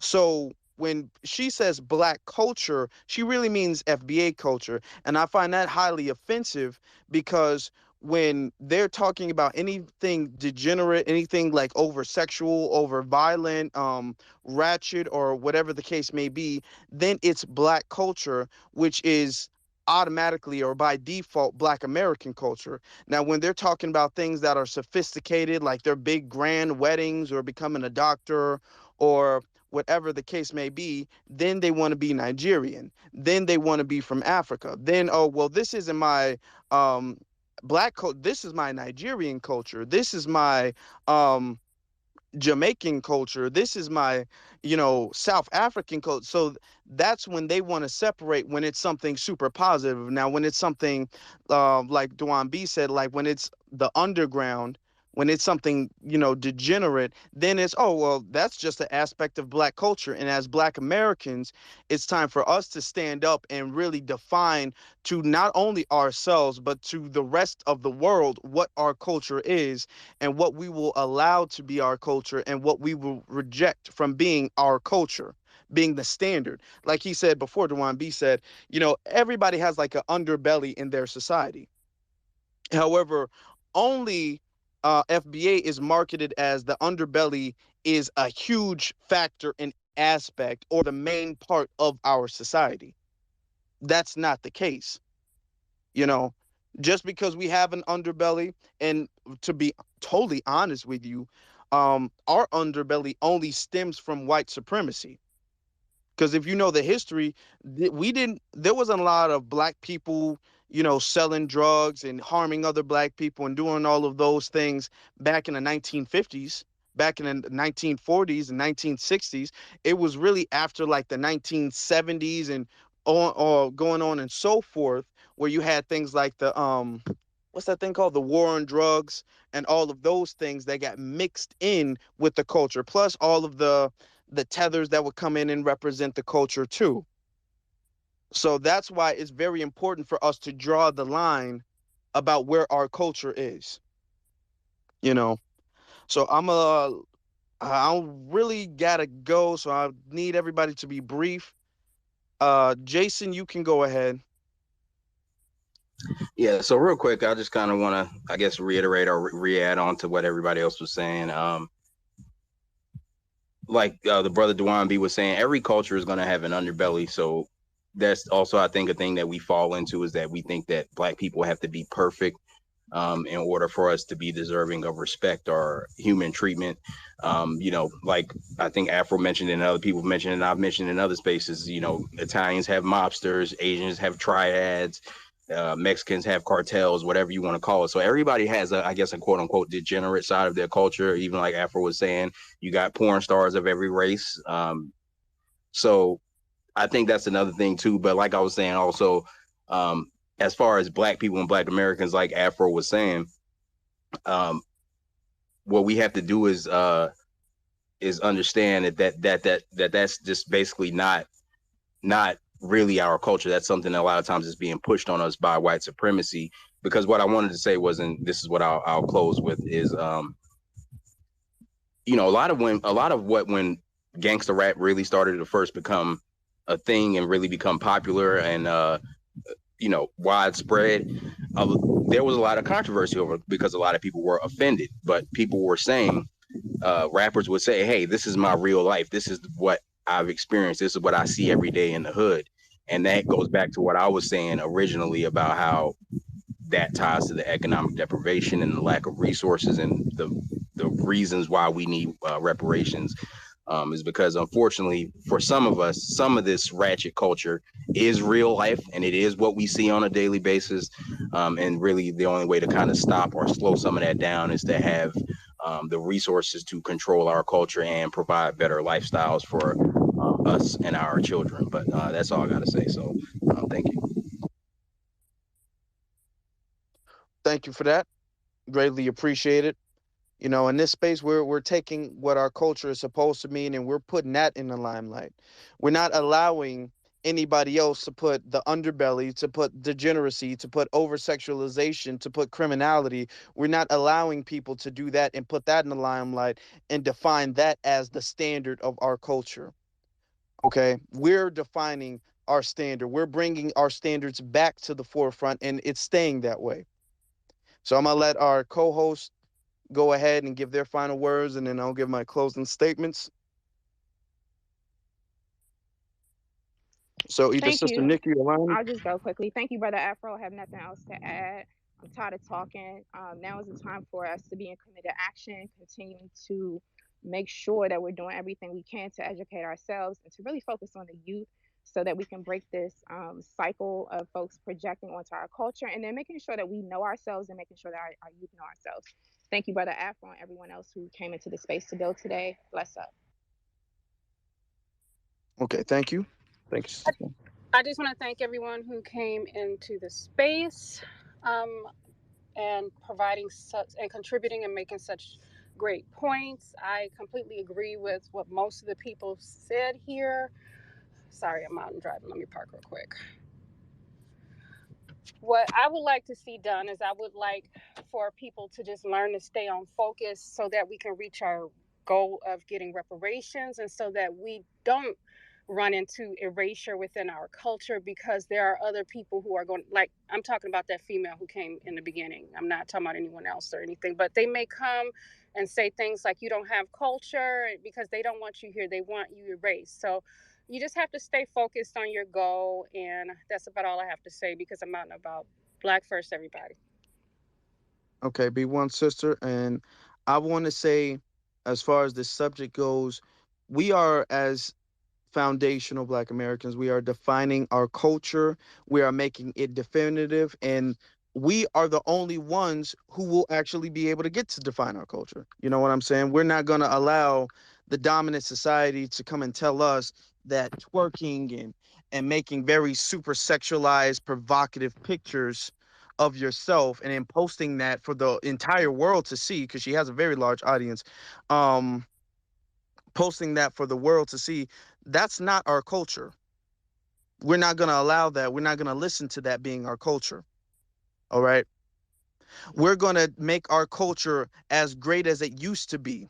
First off, our culture is still great, but we're going to show everybody how great our culture really is, how neat our culture is, how clean and orderly and respectable and honorable and righteous our culture is. That's what we're going to do. And that's what we're doing. It might not be done 100% with this space in particular, but we're going to have more spaces like this, more conversations like this, more dialogues like this, and we're going to redefine what Black American culture is, because this is the culture. I say to you, my final words is Black American culture is the culture of the world. We run the world with our culture. Our culture shapes the world. And if you guys want to listen to this, if you guys are just coming in, the space is recorded, so you guys can always listen to it on the playback. But I always post my spaces up on YouTube for the ones who haven't, made a Twitter account, so they can see it as well too. So that's in the jumbotron, and it's in my bio as well too. I appreciate the speakers who came up here, except the trolls, because there was a couple of trolls who came up here. I appreciate the speakers for coming up here. I appreciate all of you guys who listened. I appreciate all of you guys who shared this and contributed to the conversation. I want you all to be safe and have a good day. Black first to all of you.